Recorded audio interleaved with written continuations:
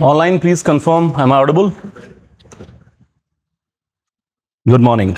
Okay, good morning to all. Thank you, thank you. Let's begin.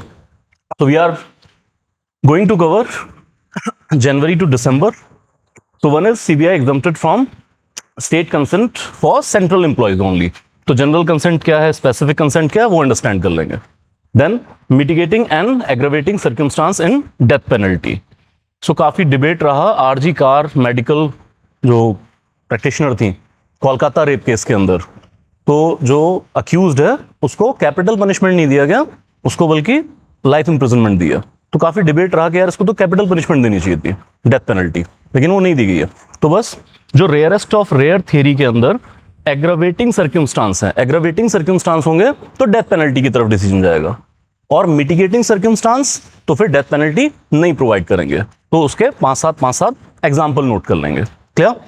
Then it comes to one nation one election 129th constitution amendment bill. This is rather the most important thing. तो one nation one election का concept काफी time से चर्चा के अंदर है. लोकसभा और सारी विधानसभाओं के इलेक्शन एक ही टाइम पे इकट्ठे कंडक्ट कराए जाएंगे, और उसको लेके रामनाथ कोविंद पैनल. अब यही होता है, जैसे सर भी कई बार आपको बताते हैं कि क्यूमुलेशन के अंदर आते हैं करंट अफेयर. जैसे इसी चीज को लेके इससे पहले रामनाथ कोविंद पैनल ने जब रिपोर्ट दी थी तो रिपोर्ट करंट अफेयर था, लेकिन जब उसी के ऊपर बेस होके बिल आ गया तो अब रामनाथ कोविंद पैनल ज्यादा पढ़ने की जरूरत नहीं है. हाँ, कंपैरिजन में बस एक पॉइंट है जो पंचायती राज को बिल में इलेक्शन में शामिल नहीं किया गया, बस वो उठा लेंगे. बाकी रामनाथ कोविंद पैनल के रट्टे अब नहीं लगाने, सीधा बिल के ऊपर फोकस करना है. क्या? ओके. देन एनआईए की पावर को एक्सपेंड कर देना सुप्रीम कोर्ट के जजमेंट में, कि ना सिर्फ शेड्यूल्ड ऑफेंस के अंदर बल्कि जो नॉन शेड्यूल्ड ऑफेंस भी हैं उसमें भी एनआईए अब इन्वेस्टिगेट कर सकती है. Clear? Then further global report on human trafficking. तो ह्यूमन ट्रैफिकिंग कहां कहां कितना कितना चल रहा है, इंडिया में क्या केसेस हैं.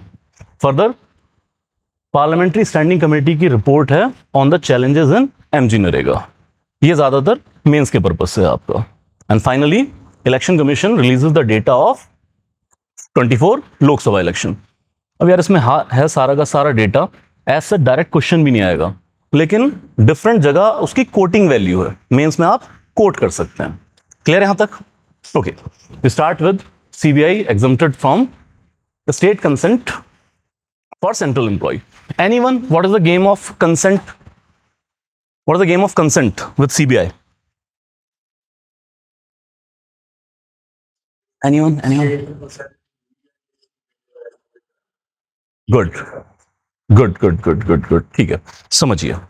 यार सीबीआई जो है ना, बेसिकली ये लिख लीजिए, CBI draws its power from DSPE act 1946. DSPE stand for CBI draws its powers from Delhi Special Police Establishment Act. Delhi Special Police Establishment Act. मोटे तौर पे सीबीआई आखिर है क्या? देखिए, वर्ल्ड वॉर 2 के टाइम पर ब्रिटिश रिजीम को यह पता चला कि एक वॉर एंड सप्लाई डिपार्टमेंट बनाया था. ब्रिटिश गवर्नमेंट ने एक वॉर एंड सप्लाई डिपार्टमेंट बनाया था जिसमें वॉर सप्लाईज हो रही थी. अब ब्रिटिश रिजीम को यह पता चलता है कि इस डिपार्टमेंट में बहुत ज्यादा हो रहा है करप्शन. इस पर्टिकुलर डिपार्टमेंट के करप्शन को चेक करने के लिए दिल्ली पुलिस की एक स्पेशल टीम बना दी. आप ये समझिए, दिल्ली पुलिस स्पेशल एस्टैब्लिशमेंट. तो इसे बना देते हैं ना, एसआईटी बना दी. तो एक एसआईटी तरह का सोच लीजिए, और इसका काम क्या था, सिर्फ वॉर एंड सप्लाई में करप्शन की जांच करना था. जब इन्होंने जांच की तो पता चला रेलवे भी इन्वॉल्व है, क्योंकि जो सारी सप्लाई हो रही है वो किसके थ्रू हो रही है, रेलवे के थ्रू हो रही है. तो इन्हीं की पावर को बढ़ा दिया और रेलवे में भी ये करप्शन की जांच कर सकते हैं. तो असल में तो एक एसआईटी टाइप की आप सोच लीजिए जो करप्शन की जांच के लिए आई थी. अच्छा काम करने लगे, धीरे धीरे एक्सपर्टीज डेवलप हो गई, और भी कुछ करप्शन के केसेस इनको दे दिए.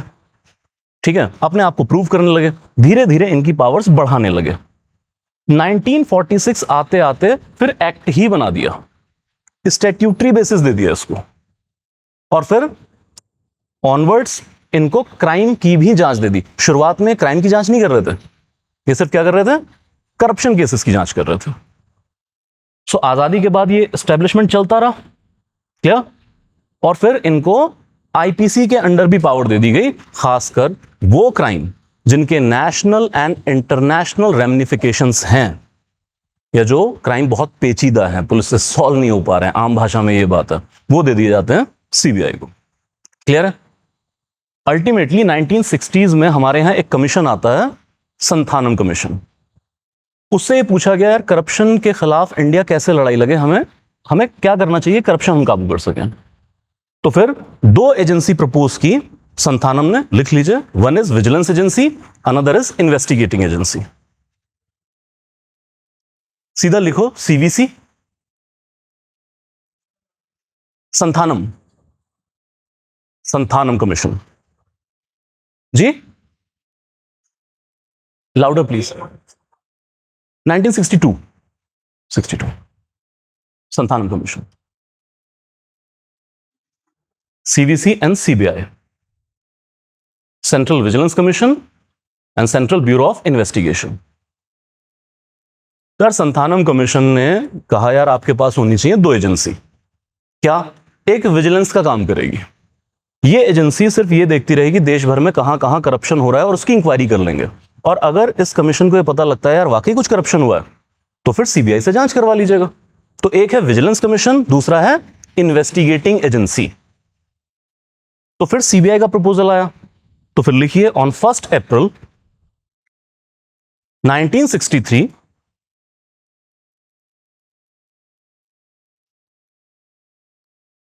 CBI was established. 1 April 1963 CBI was established. आपको डेट वेट याद रखने की कोई जरूरत नहीं है, सर नोट्स के लिए लिखवा रहा हूं, है ना। मुझे एक्चुअली डेट बहुत पसंद है। क्या दिन चुना है उन्होंने।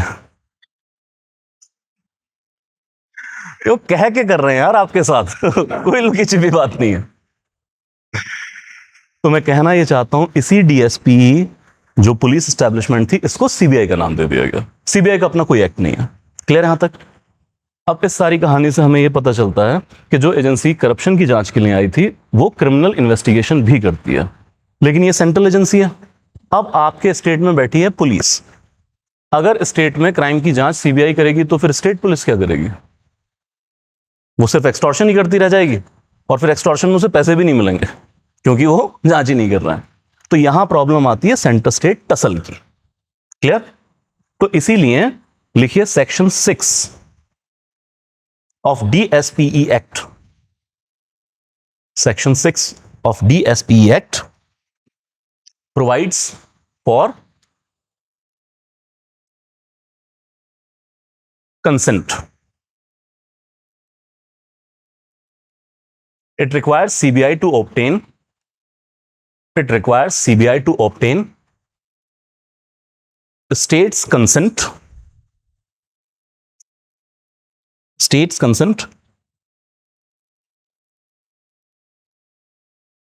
for investigations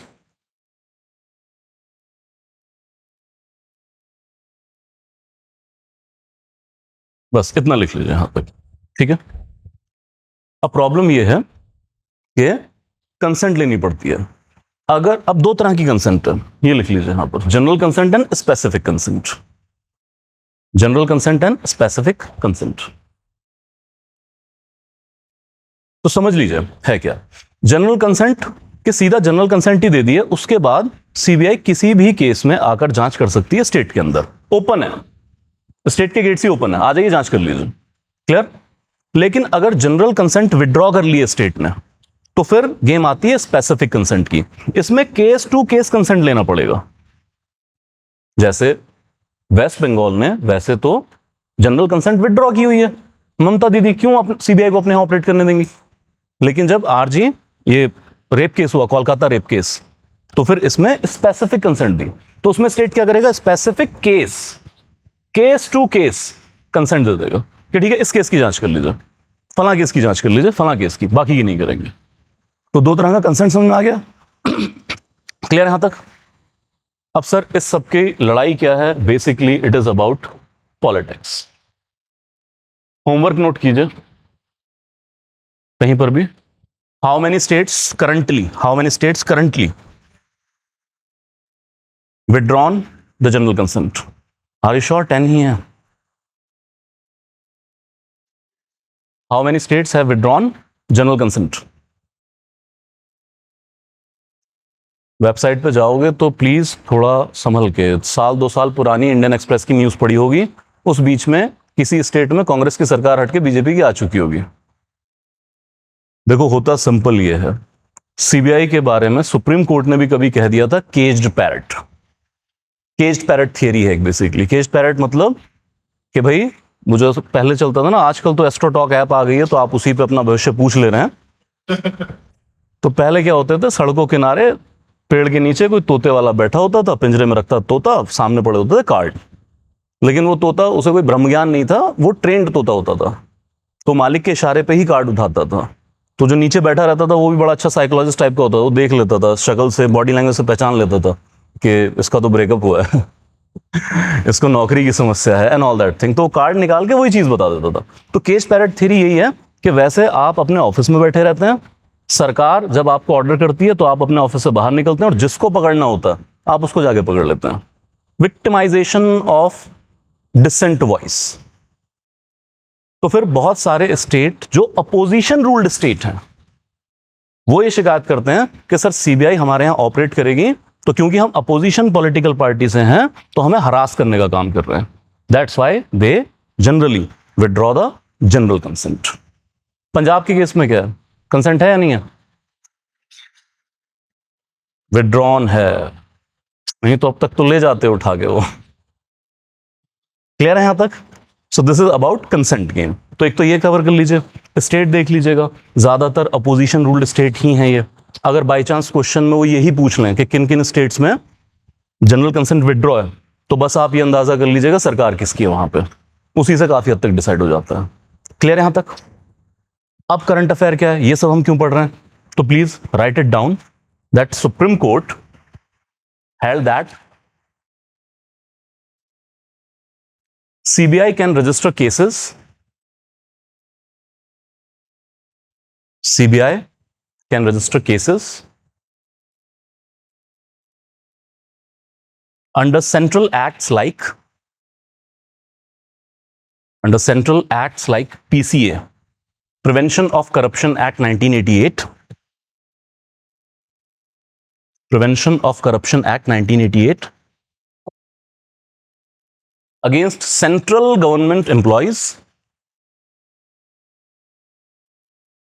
central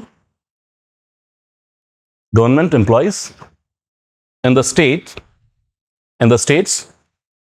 without, underline, without the state's consent। ना जनरल की जरूरत पड़ेगी ना स्पेसिफिक की जरूरत पड़ेगी। तो गेम क्या है कि सेंट्रल गवर्नमेंट एम्प्लॉय चाहे स्टेट में काम कर रहे हैं लेकिन वो किसकी जुरिस्डिक्शन में है, सेंटर की ही जुरिस्डिक्शन में, तो सेंट्रल एजेंसी उनके खिलाफ जांच कर सकती है। याद रह जाएगी इतनी चीज। लास्टली, अगर सेंट्रल गवर्नमेंट एम्प्लॉय स्टेट में एम्प्लॉयड है तो सीबीआई को जांच करने के लिए स्टेट की कंसेंट की जरूरत है? नहीं है। What is the interpretation? Because they work under the jurisdiction of central government itself. Clear यहां तक? Any doubt?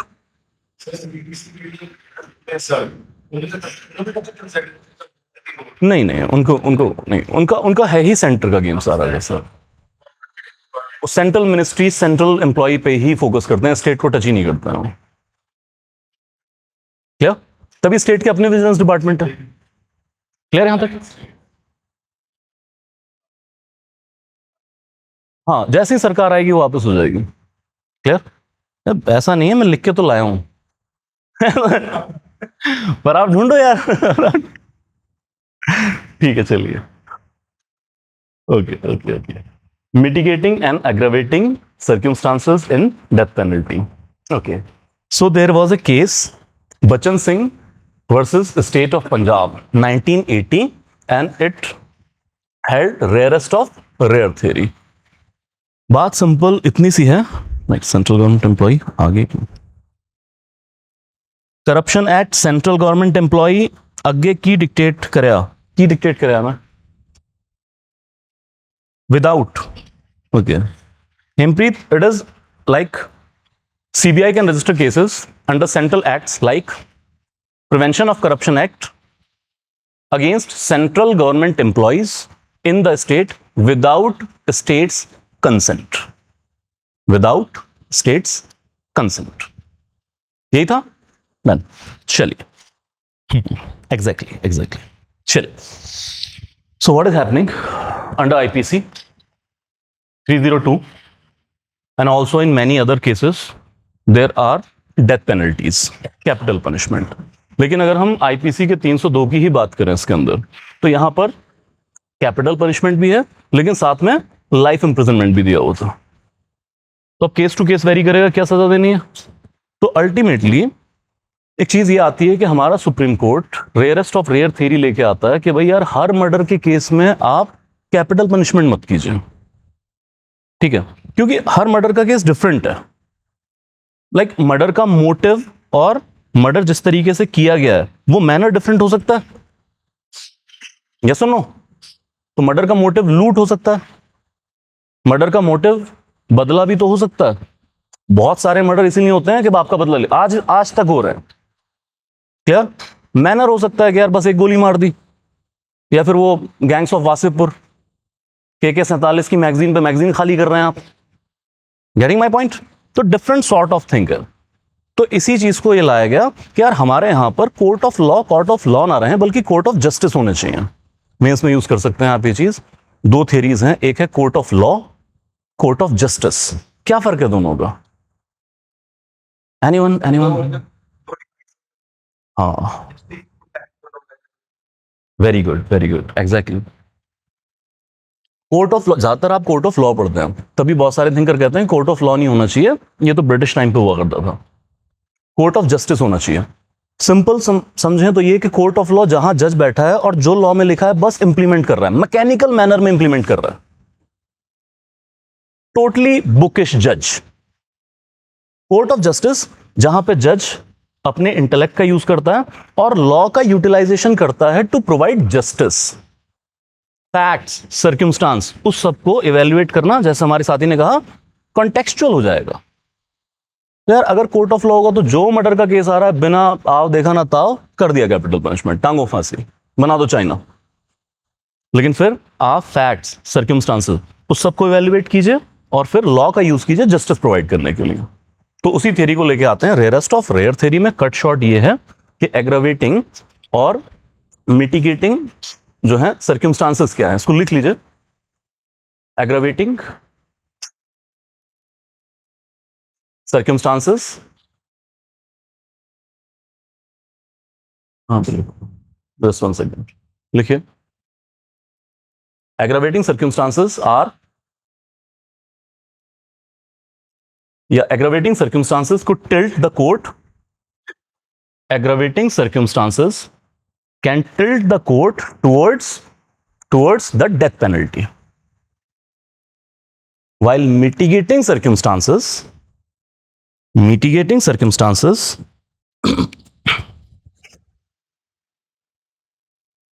could lead it away from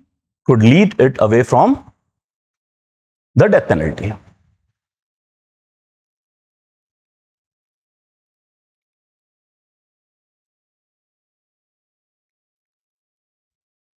Lead it away from death penalty. चलिए, क्या है सर? तो बस लिखते चलिए, उसी के साथ साथ एक्सप्लेन कर लेंगे. 5 पॉइंट और अपने शब्दों में चाहे आप लिख लीजिएगा, ठीक है, या सिंपलर लाइंस लिखिए.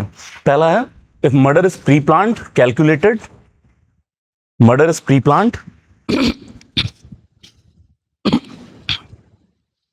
Calculated and extremely brutal.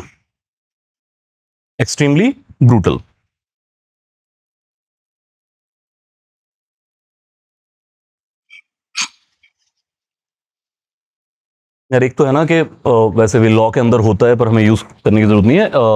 It is like grave and sudden provocation. Like मान लीजिए कोई एक इंसान है, उसका कोई बुजुर्ग माँ है, अब कोई बंदा आके उसकी बुजुर्ग माँ को पीट रहा है. अब ये सडन प्रोवोकेशन और बहुत ग्रेव प्रोवोकेशन है. और उसी वक्त वो वेपन उठा के मर्डर कर दे, तो ये तो ग्रेव एंड सडन प्रोवोकेशन है, मिटिगेटिंग फैक्टर हो जाएगा, ठीक है।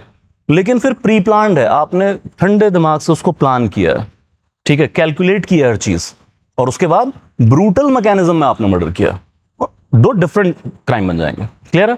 Then second, murder involves exceptional depravity. Depravity मतलब ह्यूमन की जो भी इमोशंस हैं उन सबको दरकिनार करते हुए आपने मर्डर कर दिया, एक्सट्रीमली ब्रूटल की तरफ जा रहा है ये। Further, murdering public servant, police officer, public servant, police officer, armed forces member while they were on their duty. Why? यार वो अपना पर्सनल काम नहीं कर रहे हैं, वो स्टेट का काम कर रहे हैं, और तब जाके आप मर्डर करना। यार जिया उल हक का मर्डर था, डीएसपी थे उत्तर प्रदेश के अंदर एक, तो वो ये लैंड माफिया इन सबसे लड़ रहे थे बेसिकली, जहां जहां इलीगल माइनिंग होती, उनके ऊपर ट्रैक्टर ही चढ़ा दिया था। तो यार वो उसका अपना तो कोई पर्सनल थोड़ी था, तो स्टेट का काम कर रहा है, जाके आपने उसको मार दिया। These type of things. चलिए next, mitigating circumstances. If accused was experiencing extreme mental or emotional disturbance. Accused was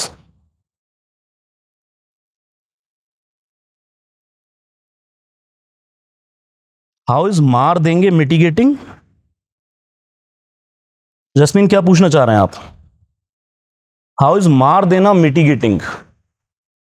कंपैरिजनल, comparison के अंदर हम mitigating कह रहे हैं। चलिए, accused was experiencing extreme mental or emotional disturbance at time of offense.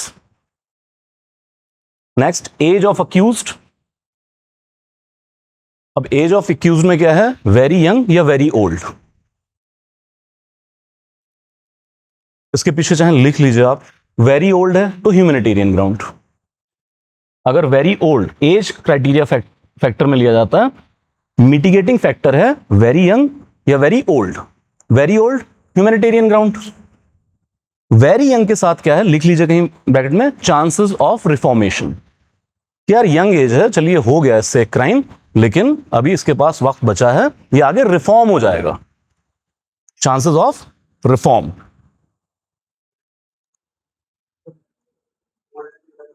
Humanitarian, oldest humanitarian, very young, chances of reform. Okay, further, probability of accused, probability of accused posing a continuous threat to the society. मतलब जितनी इसकी probability कम होगी उतना mitigating हो जाएगा, या यहां पे लिख लीजिए less probability, less probability of accused posing a continued threat to the society. दोनों ही चीज हो जाएंगी, आप उधर वाले को चाहें तो ले आइए, जितना वो लेस हो जाएगा सेम चीज है। ये तो सिर्फ थोड़ा सेग्रीगेशन के लिए हम लिख ले रहे हैं। Okay, probability of reforming the accused at any stage, या रिफॉर्म हो पाएगा कि नहीं हो पाएगा। Then the accused was acting on the direction of another person. The accused was acting on the direction of another person. कि sir मेरा तो कुछ नहीं था, लॉरेंस बिश्नोई ने कहा था, मैं तो उसके कहने पे काम कर रहा था। लिखें आगे, if the accused suffers mentally and unable to appreciate the criminality of their action. Suffers mentally and unable to appreciate the criminality of their actions.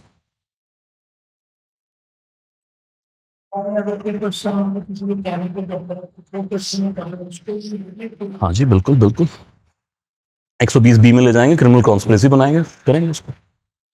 Done done, okay, ठीक है, सबकी जरूरत नहीं पड़ेगी।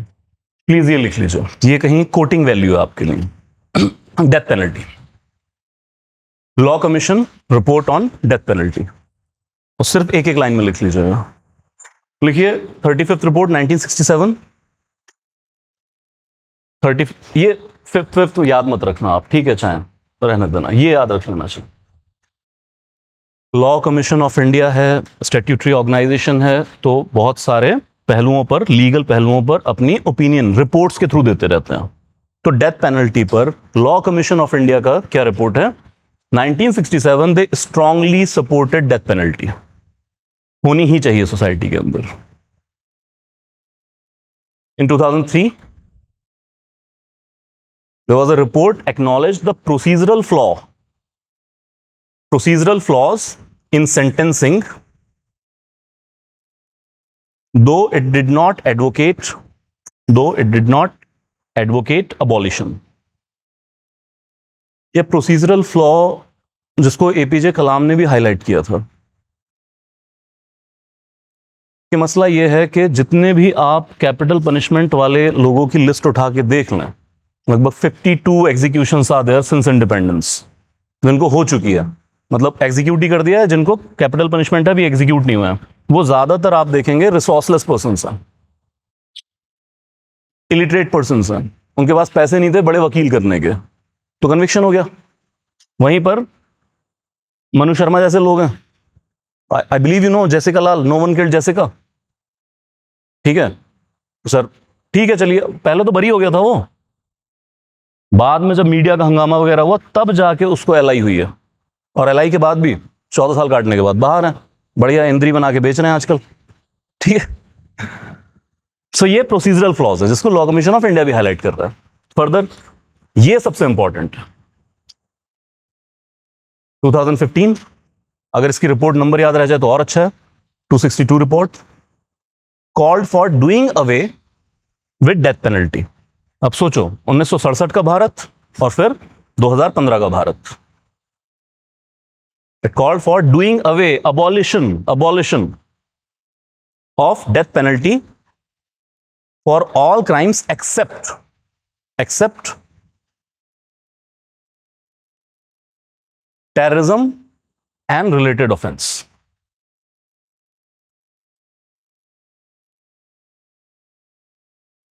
इसके पीछे की ना वजह बड़ी इंटरेस्टिंग थी जो रिपोर्ट में इन्होंने हाईलाइट की थी। रिपोर्ट तो डिटेल होती है, हमने तो सिर्फ टेक्स्ट उठा लिया। तो इसमें खास तौर पे एक बात के ऊपर फोकस था कि डेथ पेनल्टी के पीछे जो डेटरेंट इफेक्ट है वो वर्क नहीं कर रहा है।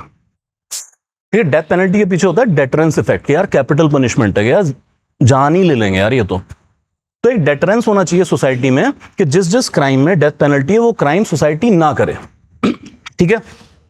लेकिन लॉ कमीशन ने कहा कि डेटरेंस इफेक्ट काम ही नहीं कर रहा है आपका। अगर डेटरेंस इफेक्ट होता तो ओवर द ईयर मर्डर के केसेस कम होने चाहिए थे, लेकिन ओवर द ईयर हो क्या रहा है, मर्डर के केसेस तो एनहांस होते चले जा रहे हैं, ग्रूसम मर्डर्स हो रहे हैं। तो भाई एक बात क्लियर है, डेटरेंस इफेक्ट काम नहीं कर रहा है। तो जब डेटरेंस इफेक्ट ही काम नहीं कर रहा है, आप अबॉलिश कीजिए, लेकिन सिर्फ किसमें, टेरर रिलेटेड क्राइम में आप डेथ पेनल्टी रखेंगे। क्लियर है यहां तक? प्रोसीजरल फ्लॉज ये वाला वैसे इतना इंपॉर्टेंट नहीं है, लेकिन प्रोसीजरल फ्लॉज क्या है कि देखिए कोर्ट के अंदर जब भी केसेस चलते हैं तो इट्स अबाउट वकील, it's about rules regulations, multiple applications, गवाह मुकर गए, गवाह ने बयान चेंज कर लिया, नए नए एविडेंसेस।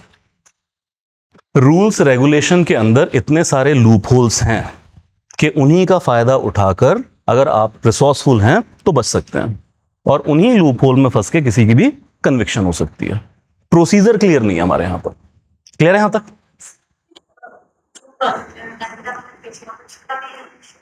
क्या चीज?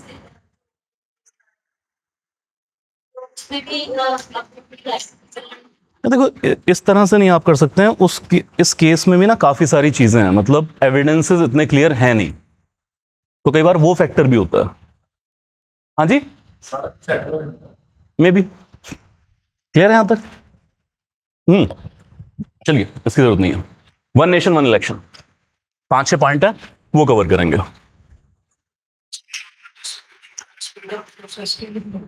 नहीं नहीं, रिपोर्ट के ऊपर कोई काम नहीं हुआ, हमने हटाया नहीं है। 2015 की रिपोर्ट है, हम 2023 में बीएनएस लिख रहे हैं, या तो उस रिपोर्ट को मद्देनजर रखते हुए बीएनएस से हटा देते। We are still having murder के लिए कैपिटल है, rape coupled with murder capital है। चलिए ये पता है ही टेररिस्ट के लिए, वो तो लॉ कमीशन भी सपोर्ट कर रहा है। क्लियर? चलिए आ जाइए आगे।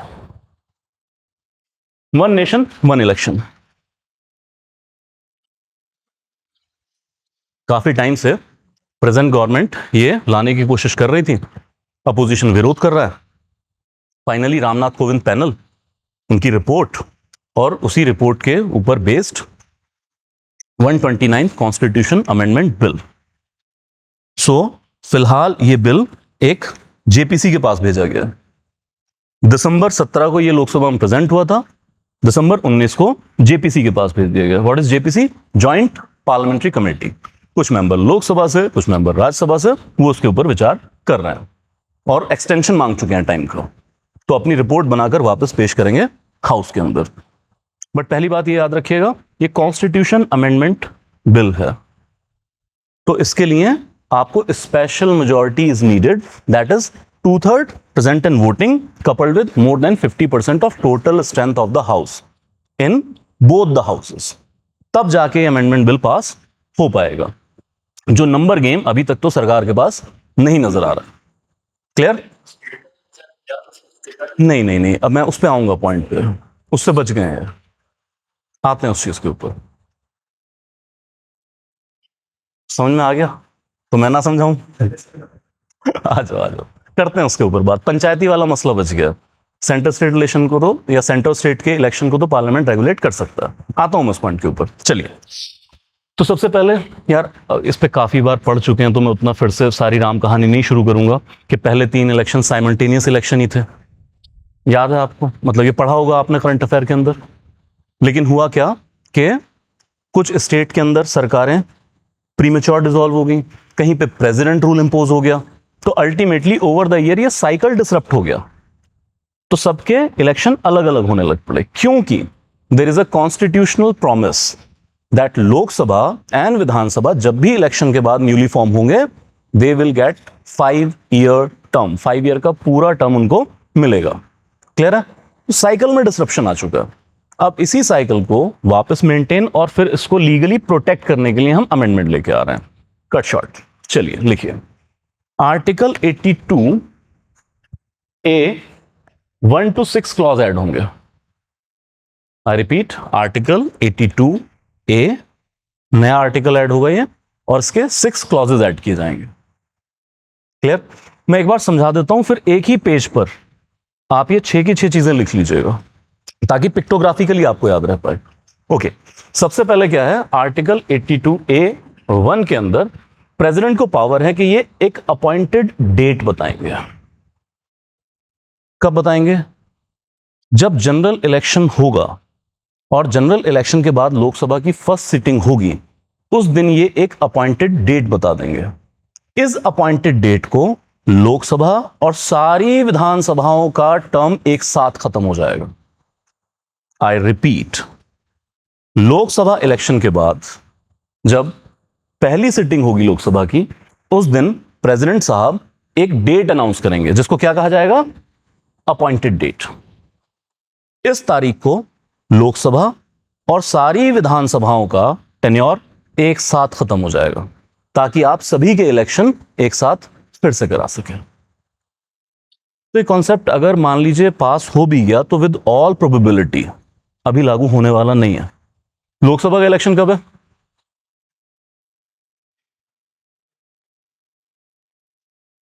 क्योंकि इस बार तो अपॉइंटेड डेट कुछ ऐसी अनाउंस ही नहीं हुई है, बिल ही नहीं था तब तो। इसका मतलब लोकसभा का इलेक्शन, और उससे पहले सरकार के गिरने के हालात दिख नहीं रहे हैं अभी। अमित शाह गिरने भी नहीं देगा। 29 को जब लोकसभा आएगी, इस दिन अगर एक डेट अनाउंस होती है तो I believe that will B 2034। क्योंकि जो लोकसभा का इलेक्शन कराया इसको तो पूरे 5 साल चलाओगे ना आप। Getting my point? तो विद ऑल प्रोबेबिलिटी ये सब डेट्स लिखी नहीं है, बट यू कैन इंटरप्रेट।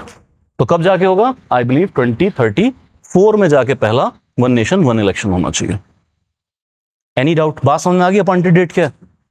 तो 2034 को मान लीजिए किसी भी स्टेट का कोई भी साइकिल चल रहा है, चाहे उनके इलेक्शन को अभी 2 साल हुए हैं तो भी कोलैप्स कर जाएंगे। पंजाब की क्या गेम है? कब इलेक्शन?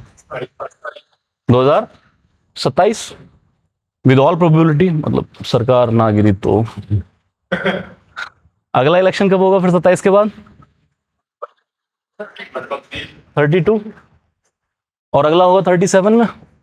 लेकिन इसी बीच में अगर अपॉइंटेड डेट आ गई तो ये वाली विधानसभा सिर्फ 2 साल चलने वाली है। 34 में सभी स्टेट का इकट्ठा election. Any doubt please ask.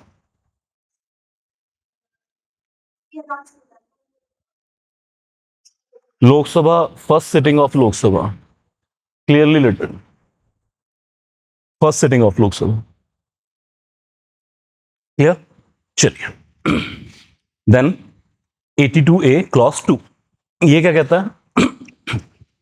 Again specific city लेके आ रहे हैं, उसमें सिर्फ बात की गई है अपॉइंटेड डेट की, कि एक अपॉइंटेड डेट अनाउंस की जाएगी और उसी का इफेक्ट क्या होगा वो 82A क्लॉज 2 के अंदर है। क्या है?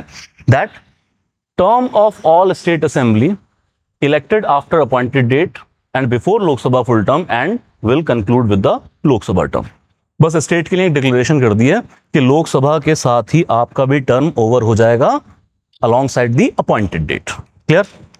Further 82A clause 3 that election commission of India को ये पावर दी गई है कि लोकसभा और सारी लेजिस्लेटिव असेंबली का इलेक्शन इकट्ठा आप करवाएंगे, क्योंकि लॉ में आपको सब लिखना पड़ता है चीजें, ताकि कल को चैलेंज ना हो जाए कोई चीज। क्लियर? यहां तक वो पहले भी इलेक्शन कमीशन ऑफ इंडिया करा रहा है। Further you come to 82A clause 4 that defines the simultaneous election. Now we are having a constitutional definition of simultaneous election या one nation one election, and very interestingly general elections that held for constituting the house of people and all the legislative assemblies together।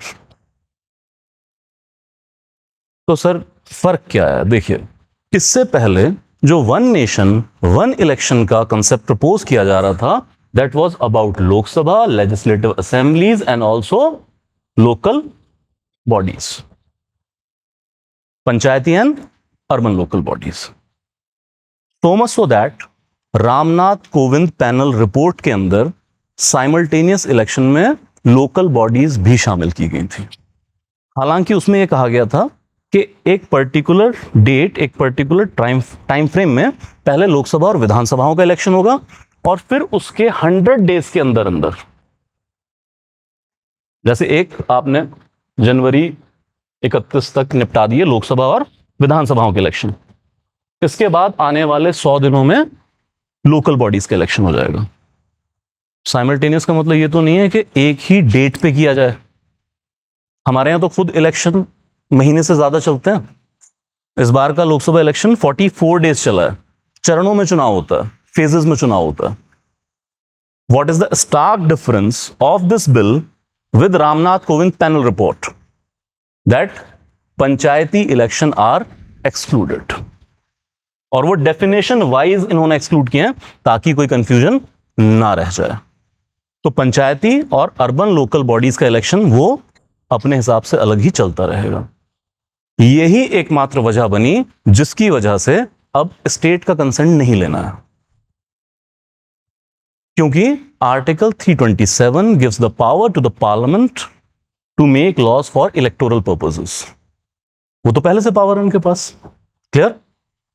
लेकिन local bodies क्योंकि state topic है ना, और state election commission कराता है, entry भी क्या है? लिस्ट 2 की एंट्री है। लोकल बॉडीज अगर वो करते तो फिर special majority in both the houses of parliament and also consent by half of the states, वो लेना पड़ता है इनको। क्योंकि पंचायती इलेक्शन नहीं है, अब नहीं लेना पड़ेगा। वजह क्लियर हो गई जो आप पूछ रहे थे? Anyone? Crystal clarity? Okay.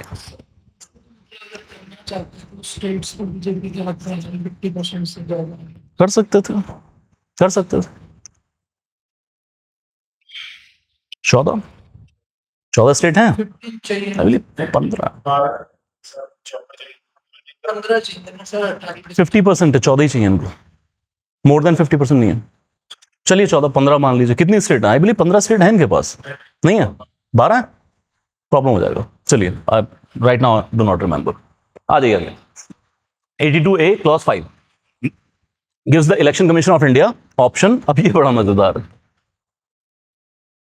Clause 5 में ये लिख दिया कि अगर इलेक्शन कमीशन ऑफ इंडिया लिख के प्रेसिडेंट को ये दे दे कि हम इस स्टेट का इलेक्शन अभी नहीं कराएंगे, तो फिर इट इज अलाउड, इलेक्शन नहीं होगा, और उस स्टेट का इलेक्शन किसी लेटर डेट पे कराया जाएगा। तो मान लीजिए वन नेशन वन इलेक्शन हो रहा है 2034 में, ठीक है, और इलेक्शन कमीशन ऑफ इंडिया ने लिख के दे दिया कि पंजाब के इलेक्शन इकट्ठे नहीं करवा रहे हैं, पंजाब का किसी फर्दर डेट पे कराएंगे, तो भी अलाउड है कि उस स्टेट के अंदर इलेक्शन डेफर कर दिए जाएंगे। Getting my point? मतलब अब ये कॉन्स्टिट्यूशन बाउंडेशन ही नहीं हो जाएगी कि सब स्टेट के इकट्ठे ही कराइए। इलेक्शन कमीशन ऑफ इंडिया किसी स्टेट के इलेक्शन को डेफर कर सकता है। Any doubt? कुछ नहीं बताया गया इसके अंदर, कुछ नहीं बताया गया इसके अंदर, कोई रीजन नहीं दिया गया सर, इसमें कोई रीजन नहीं है। बट अदरवाइज अगर आप समझना चाहते हैं तो दो तीन चीजें, एक तो यार ये कॉन्स्टिट्यूशनली बाउंड ही ना हो जाए कि हर जगह इलेक्शन इकट्ठा कराना है। दूसरा, अगर कहीं किसी जगह हालात ऐसे हैं कि आप इलेक्शन नहीं करा सकते हैं, से मणिपुर वायलेंस, आप नहीं करा पा रहे हैं सर इन ऑल सर्कमस्टांसेस, तो फिर क्या करेंगे? डेफर कर देंगे। क्लियर है यहां तक? और इससे भी आगे चलते हुए बहुत सारे जब इसी चीज के ऊपर न्यूज़पेपर में लिखा गया तो बोले क्यों रखा गया कि one of the biggest challenge जो है वन नेशन वन इलेक्शन के साथ रिसोर्सेस, आगे हम बात कर लेंगे यार, machinery, EVM, VVPAT, security forces.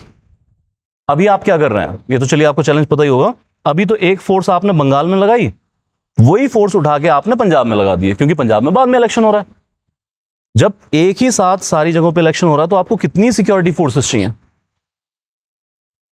Sir government कई बार ये कह देती है कि आईपीएल दुबई में करवा लीजिए, हम नहीं करवा सकते हैं क्योंकि सिक्योरिटी नहीं प्रोवाइड करेंगे हम, तो अपना आप देख लो। Getting my point?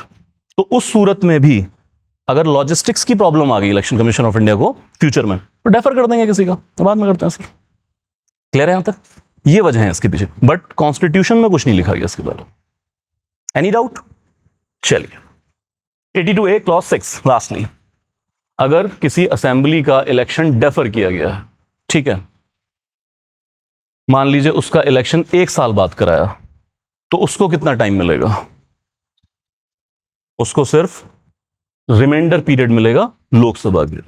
मतलब अब इसके बाद एक पर्टिकुलर टाइम पर सारे ही लेजिस्लेचर का टाइम ओवर हो जाया करेगा, तो उसको पूरे 5 साल नहीं मिलेंगे, इसको सिर्फ रिमाइंडर पीरियड, जितना भी बचा हुआ टाइम है लोकसभा का, उसके अकॉर्डिंग। हाँ जी विवेक, 2034 इलेक्शन हुए, ठीक है, अगले इलेक्शन कब होने हैं? 5 साल बाद, ठीक है। बाकी सारे स्टेट तो हो गया, पंजाब का इलेक्शन नहीं हुआ फॉर एनी रीजन। पंजाब का इलेक्शन मान लीजिए हुआ 2036 में, क्लियर? जो 36 इलेक्शन हो रहा था फिर 5 साल मिलते तो अगे जाता, बट नहीं, कितना टाइम मिलूगा? सिर्फ 39 सारे का टाइम इकट्ठा ओवर कर देना। डेफर्ड स्टेट को फुल 5 ईयर टर्म नहीं मिलेगा, जिस स्टेट का इलेक्शन डेफर हुआ है उसको सिर्फ रिमाइंडर पीरियड ऑफ लोकसभा ही मिलेगा। Any doubt please ask? Clear है भाई?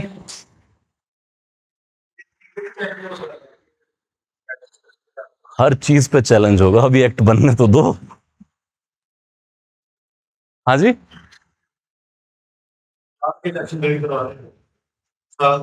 Exactly sir, exactly.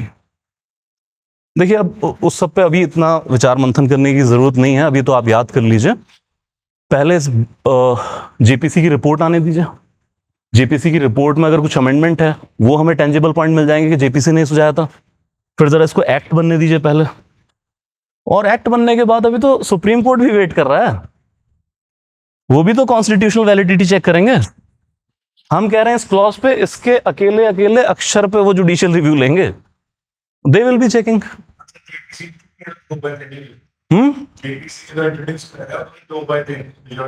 नहीं मिल रही, ठीक है, एग्जैक्टली नहीं मिल पा रही। हाँ जी, हाँ जी, हाँ जी, हाँ जी। बट यार ऐसा है ना कि हम बाइनरी में नहीं चल सकते हैं। Like if I am talking about mains, so जैसे हम कहते हैं कि हाँ मेरिट डिमेरिट दोनों पता होनी चाहिए, बट फिर एक बैलेंस जजमेंट भी होना चाहिए हमारे पास। मेरिट डिमेरिट को इवेल्युएट करने के बाद आपके पास एक बैलेंस जजमेंट भी होना चाहिए। बाइनरी में चल के हमारा मसला सॉल्व नहीं होगा। बट अगेन ये सब मुद्दे वो हैं जो फ्यूचर के हैं, अभी बहुत जल्दी अपनी अल्टीमेट राय मत बनाइए इसके ऊपर। Let the authority come in, let the sources come in. मतलब होता ही है कि आपने डिमेरिट पढ़ी तो शायद आपका टिल्ट डिमेरिट की तरफ ज्यादा है। जैसे 2 साल पहले जब इसके ऊपर बहुत लिटरेचर लिखा गया तो खुद मेरा जो विचार था वो डिमेरिट की तरफ ज्यादा था, यार ये नहीं होनी चाहिए, ठीक है। लेकिन ओवर द ईयर जब आपने बहुत सारी अथॉरिटीज को पढ़ा तो फिर लगता है कि यार इतनी भी खराब चीज नहीं है, इसका बेहतर यूटिलाइजेशन हो सकता है अगर हम सही तरीके से यूटिलाइज करने पे आए, मिसयूज ना करें। तो थोड़ा और वेट कर लीजिए, अभी इसके बारे में कहूंगा, अथॉरिटीज और आने दीजिए। तो पता ही है आपको, जैसे ही ये बिल वोटिंग पे आएगा, इंडियन एक्सप्रेस द हिंदू करेंगे ना पन्ने काले। वेट करने तो लोगों को काम, हमारे लिए तो काम कर रहे हो, बना लेंगे ओपिनियन। क्लियर है यहां तक? चलिए।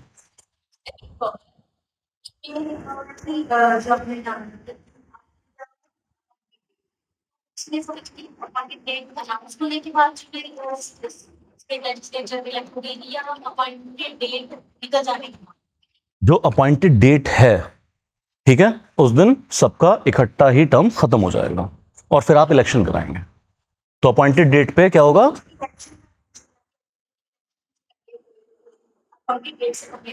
तो भी खत्म हो जाएगा अगर उनका 5 साल पूरा ना हुआ तो।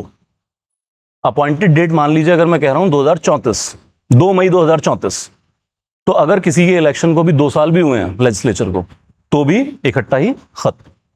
वो 82A क्लॉज 2 में स्पेसिफिक लिखा हुआ है। Clear?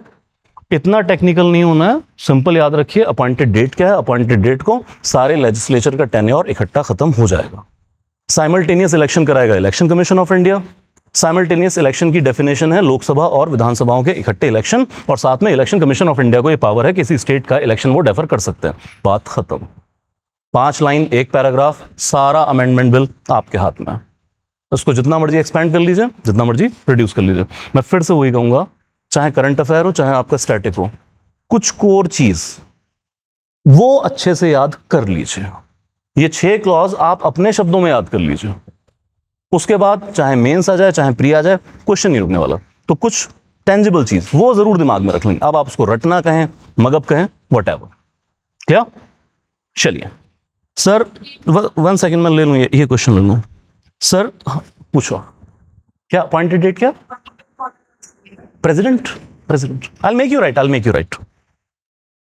If question is constitution defines the term is true, yes, now it is true. अगर लास्ट ईयर रहा तो अच्छा खजाने फुल नहीं होंगे, ठीक है misters, exactly true. Execution of this act is practically very difficult, yes it is very difficult, highly difficult in a nation like India. चलिए पहले तो ये लिख लो,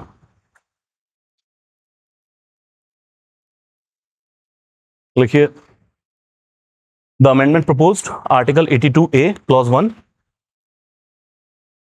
that after, simple लिखिए, after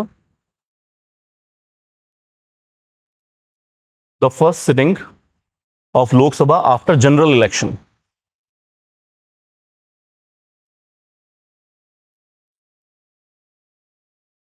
after the first sitting, after the first sitting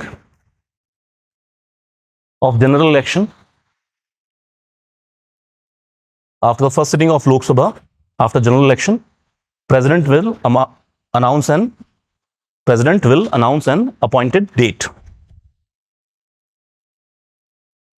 Next, 82A clause 2, terms of all state assemblies, terms of all state assemblies elected after the appointed date and before Lok Sabha full term, Lok Sabha's full term ends, will conclude with the Lok Sabha term, will conclude with the Lok Sabha term. Please एक ही page पे लिखिएगा, एक line के अंदर, ताकि pictographical आप याद रख लें। 82A clause 3, ECI, Election Commission of India will hold simultaneous election for Lok Sabha and Vidhan Sabhas. Plain and simple, power create कर दिया बस आपने। 82A clause 4 that defines simultaneous election as general election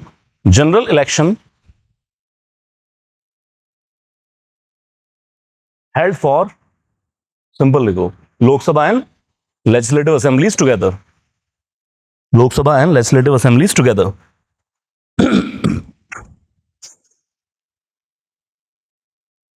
82A clause 5.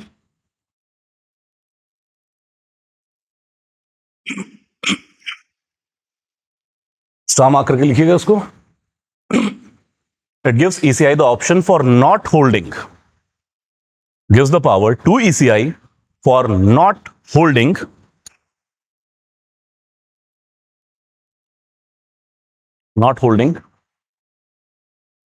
the election for any state assembly, for any particular state assembly along with Lok Sabha.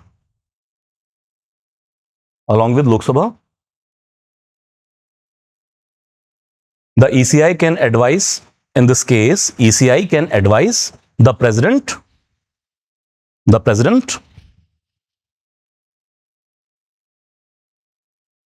to issue an order for allowing election for this state at a later date. For this state as a later date.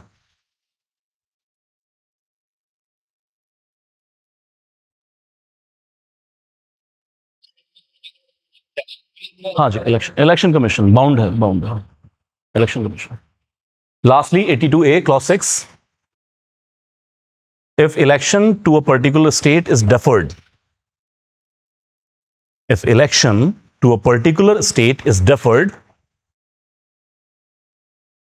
then the term of such assembly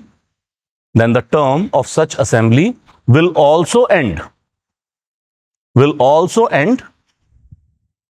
with the Lok Sabha. तो चाहे bracket में लिखिए, full term नहीं, 5 साल नहीं मिलेंगे, जितना बचा हुआ पीरियड है वही मिलेगा.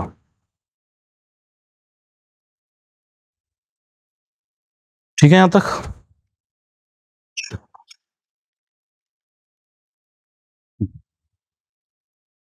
अब ये छोटी छोटी सी चीजें हैं, लिख लीजिए. 83,172. देखिए, इसमें प्रॉमिस किया गया है अब इसको आप अपने शब्दों में लिखें, मैं चाहता हूं, फुल 5 ईयर टर्म. 172 में प्रॉमिस किया गया है लेजिस्लेटिव असेंबलीज के लिए फुल 5 ईयर टर्म.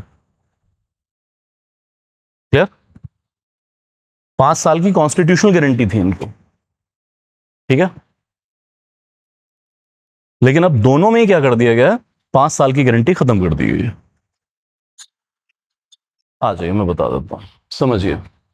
अगर ये कॉन्सेप्ट आ गया, मान लीजिए, चलिए अपने उसी हाइपोथेटिकल जो डेट्स हमने बनाई हैं उसके हिसाब से चलते हैं. अच्छा, ये सब डेट मैं फिर से बता दूं, दी नहीं हुई है भाई, हम तो एग्जांपल के लिए क्रिएट कर रहे हैं हाइपोथेटिकली, ठीक है. 2034 से 2039 तक चलेगा गेम, ठीक है. अब मान लो कुछ ऐसा हो जाए कि 2034 में जो सरकार बनी है, 2036 में नो कॉन्फिडेंस मोशन पास हो गया और लोकसभा डिसॉल्व हो गई है. अब क्या करोगे?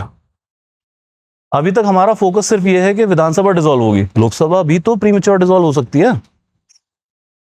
क्लियर? समझ आ गई बात? तो क्या है इस केस में, अगर 2036 में चुनाव हो रहे हैं, या तो फिर तुम ये करो कि सारे स्टेट भी डिसॉल्व कर दो कि चलो इकट्ठे इलेक्शन, तो 28 स्टेट को तंग करने की क्या जरूरत है, और 2 यूटी भी, 3 बल्कि अब तो. क्लियर? सो यहां पर अगर 2036 में चुनाव हो रहे हैं तो लोकसभा को भी क्या टर्म मिलेगा, reminder of the period. So I want to say that under article 83 there will be an amendment in case of premature dissolution of Lok Sabha, the newly elected Lok Sabha will get only the remainder period. Clear यहां तक? Any doubt? Same game is iterated under Article 172 for states. सबसे बड़ा question वही था ना कि यार एक बार तो तुम कर लोगे वन नेशन वन इलेक्शन, तो ये तो पहले भी था, बाद में साइकिल डिस्टर्ब हो गया. अगर कहीं प्रेसिडेंट रूल लग गया स्टेट में, काउंसिल ऑफ मिनिस्टर कोलैप्स कर गया, तब क्या करोगे? ये साइकिल तो फिर डिसरप्ट हो जाएगा. बोले होने ही नहीं देंगे. कैसे नहीं होगा? तो सेम गेम ये है सर. अगर किसी भी स्टेट में प्रीमेच्योर डिसोल्यूशन हो रहा है विधानसभा का, तो न्यूली इलेक्टेड विधानसभा कितने टाइम के लिए काम करेगी? ओनली रिमाइंडर पीरियड के लिए। जी ਇਸ ਕੇਸ ਚ ਵੀ ਮਤਲਬ ਕਰਦੇ ਆ ਆਪਾਂ ਜੇ 50% ਸਟੇਟ ਨੂੰ ਜੋ ਮੇਰੇ ਹਿਸਾਬ ਨਾਲ ਚਾਹੀਦੀ ਮੈਂ ਕਿ सर जिथे तक मैं पढ़िया है नहीं है लोड, बट अगर फिर भी डाउट है आप चेक कर लेंगे। बट एज ऑफ नाउ जो मैं पढ़िया वो ये है कि नहीं चाहिए।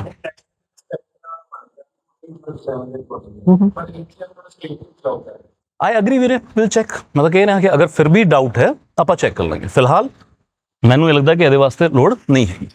चलिए यहां तक क्लियर है? आप लिख लिया आपने? प्लीज अपने शब्दों में लिख लीजिए, या फिर just that in case of premature dissolution of Lok Sabha, newly elected Lok Sabha will get only the reminder period and same lines for the विधानसभास। क्या? चलिए आर्टिकल 327, इसको रहने दो, कोई खास इसमें चीज नहीं।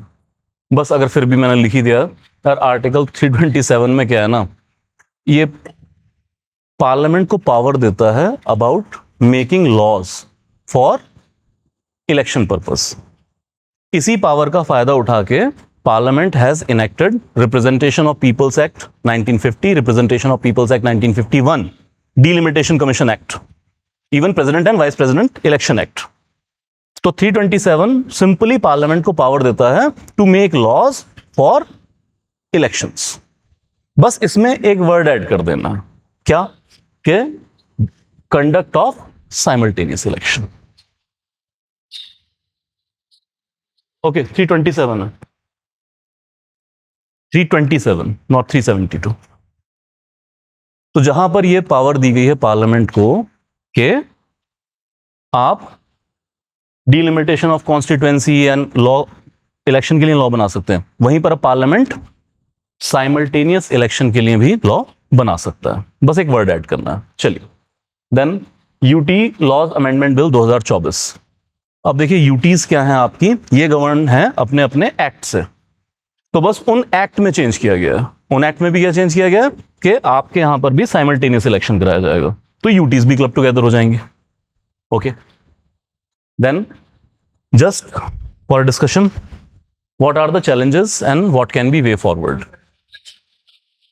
जी नहीं वो नहीं, हाँ कोई इलेक्शन नहीं सर, कोई इलेक्शन नहीं, सिर्फ Lok Sabha, Vidhan Sabha in the states and UTs, that's it. तभी इन्होंने लिख ही दिया है, कंफ्यूजन ना हो गई।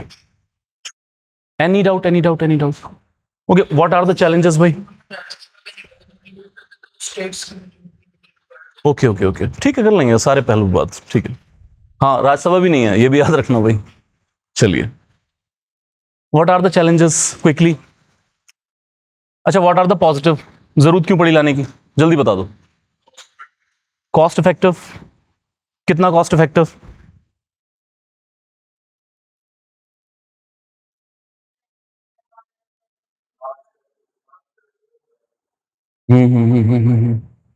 देखिए एक तो ये है कि कॉस्ट इफेक्टिव, सबसे पहले क्या है सर? सर गवर्नमेंट का ही एक्सपेंडिचर आ जाता है 60 से 70 हजार करोड़ का ऑन इलेक्शंस। ये गवर्नमेंट एक्सपेंडिचर है। जो लीडर खर्च करने हैं वो एक तरफ, कैसे आ जाएगा सरकार का? सर सिक्योरिटी प्रोवाइड कर रहे हो कि नहीं कर रहे हो? उनके एक्सपेंसेस दे रहे हैं कि नहीं दे रहे हैं? लॉजिस्टिक्स, वेपनरी, तेल, फिर इलेक्शंस में गवर्नमेंट एम्प्लॉय की ड्यूटी लगती है, उनका टीएडी है, procurement of EVM, this that, huge expenses हैं सर। 60 से 70 हजार करोड़ लगता है। बिहार जैसे मीडियोकर स्टेट का एक इलेक्शन कराने में 300 से 500 करोड़ का खर्चा आता है। अब जब मल्टीपल टाइम आप ये एक्सरसाइज कर रहे हो तो सर आपके उतने एक्सपेंसेस बढ़ रहे हैं। एक बार में करवा दीजिए, हुंदा नहीं कि कई बार के दो मुंडे ने हाण देने के इकट्ठा ही ब्याह कर दो, पैसे बचन के, एक को पैलेस बुक कर लो, ठीक है, सेम गेम है सर वो।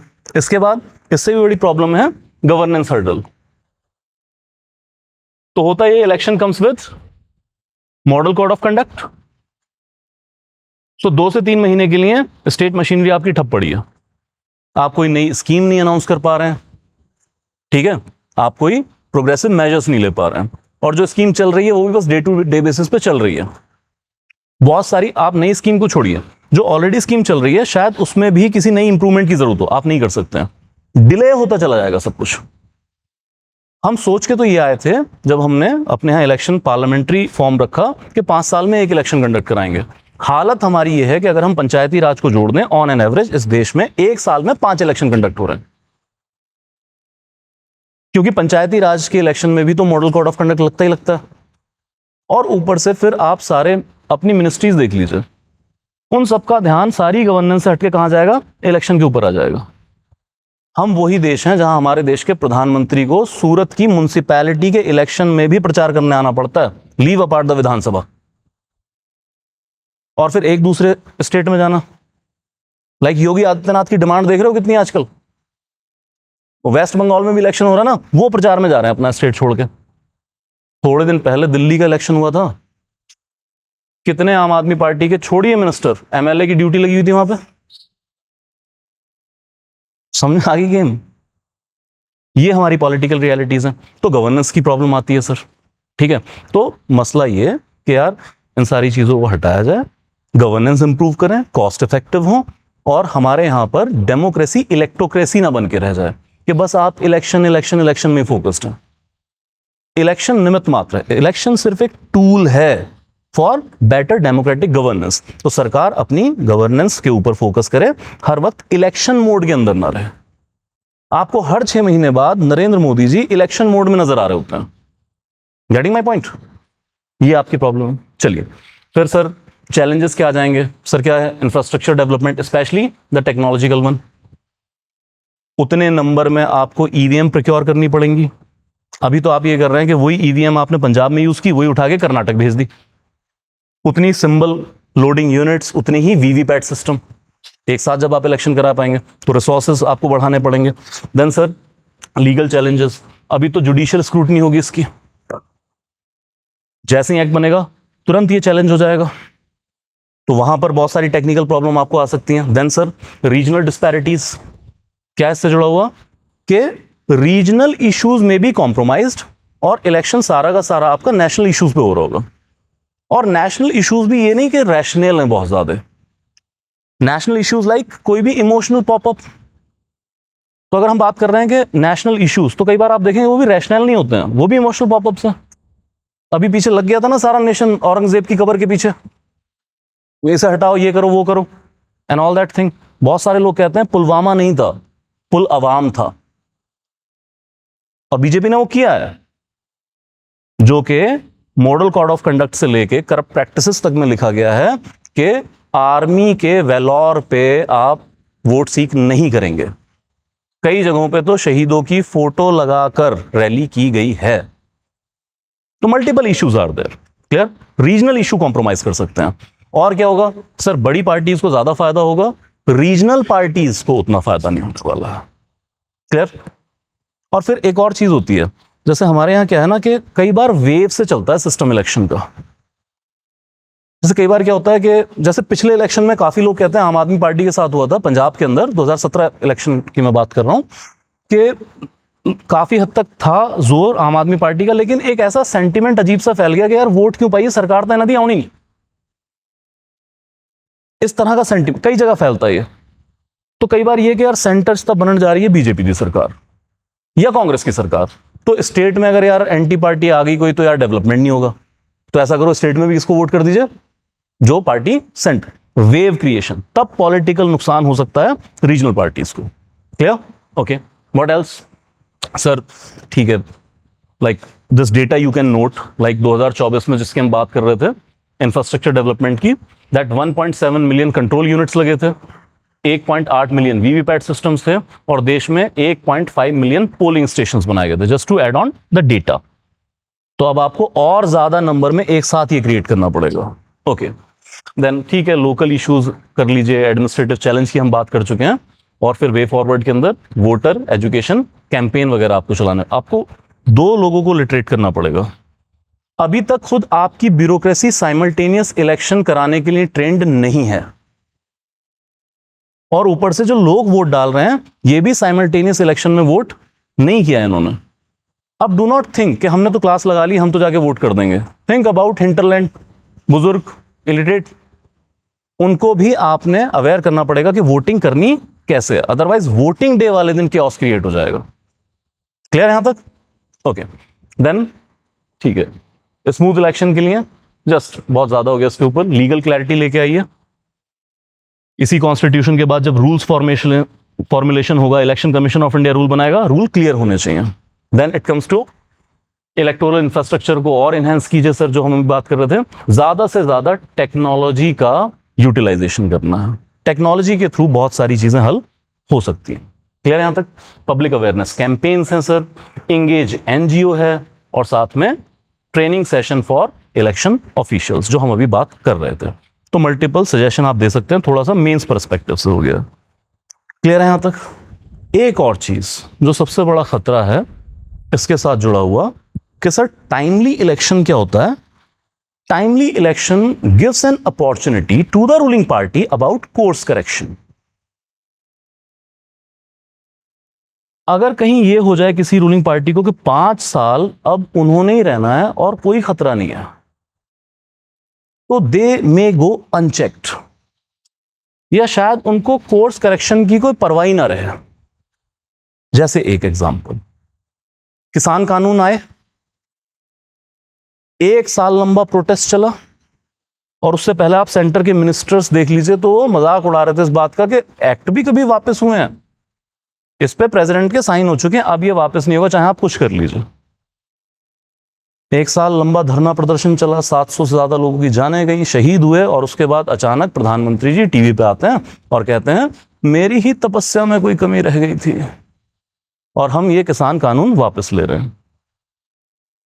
क्या हम वाकई इतने मासूम हैं कि हमें ये लग रहा है कि मोदी जी का हृदय परिवर्तन हो गया था, या कोई पॉलिटिकल फैक्टर भी था? क्या इसके आसपास कुछ इलेक्शन होने वाले थे? किन किन स्टेट्स में? पंजाब की तो देखो वैसे इतनी परवाह है नहीं। पंजाब, मैं पॉलिटिकली कह रहा हूं, 13 सीट्स, 13 सीट्स। मैं किसान आंदोलन के प्रेशर पे क्वेश्चन नहीं उठा रहा हूं, 13 सीट्स, लेकिन इसी के साथ 80 सीट्स।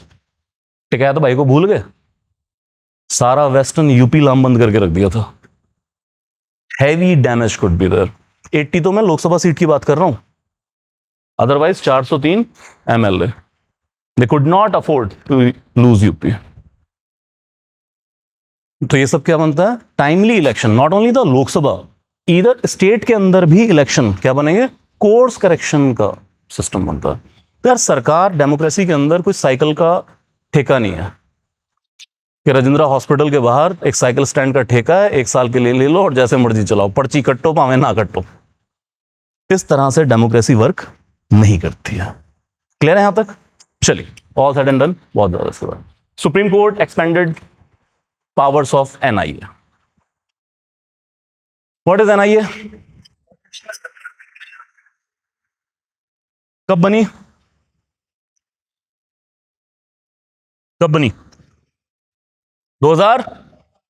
Very good. 26/11 ना हुआ होता, एनआईए जैसी एजेंसी इंडिया में एग्जिस्ट ही ना करती कभी, स्टेट इसके लिए कभी राजी ना होते।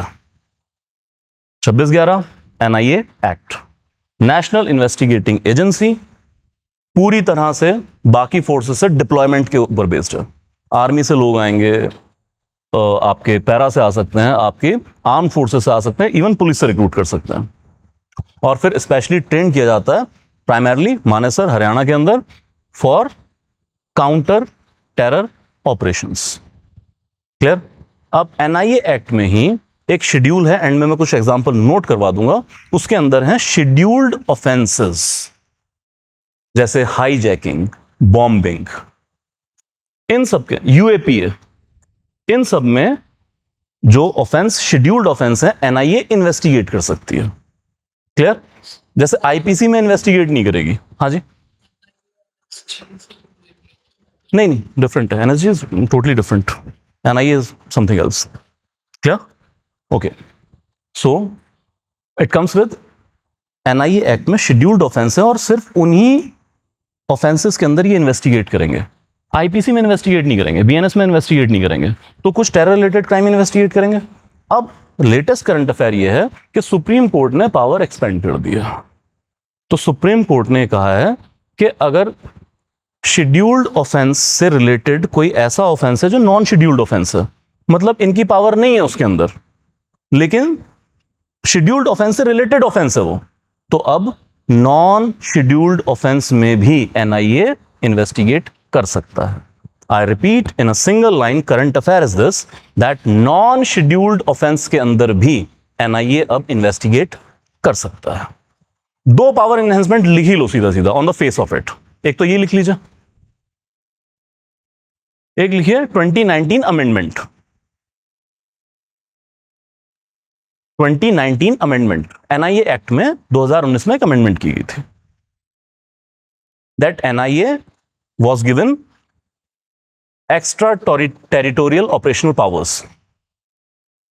एक्स्ट्रा टेरिटोरियल ऑपरेशनल पावर्स, देश से बाहर भी, मतलब अगर कोई टेरर की घटना देश के अंदर हुई है, हमारे इंटरेस्ट को थ्रेट करती है, तो देश से बाहर जाके भी इन्वेस्टिगेट कर लेंगे लोग। अमेंडमेंट हुई थी। ये जो मैंने अभी लिखवाया, ये जजमेंट नहीं है, ये अमेंडमेंट है। और जो अभी बात की है नॉन शेड्यूल्ड ऑफेंस, ये सुप्रीम कोर्ट जजमेंट है। ठीक है, क्या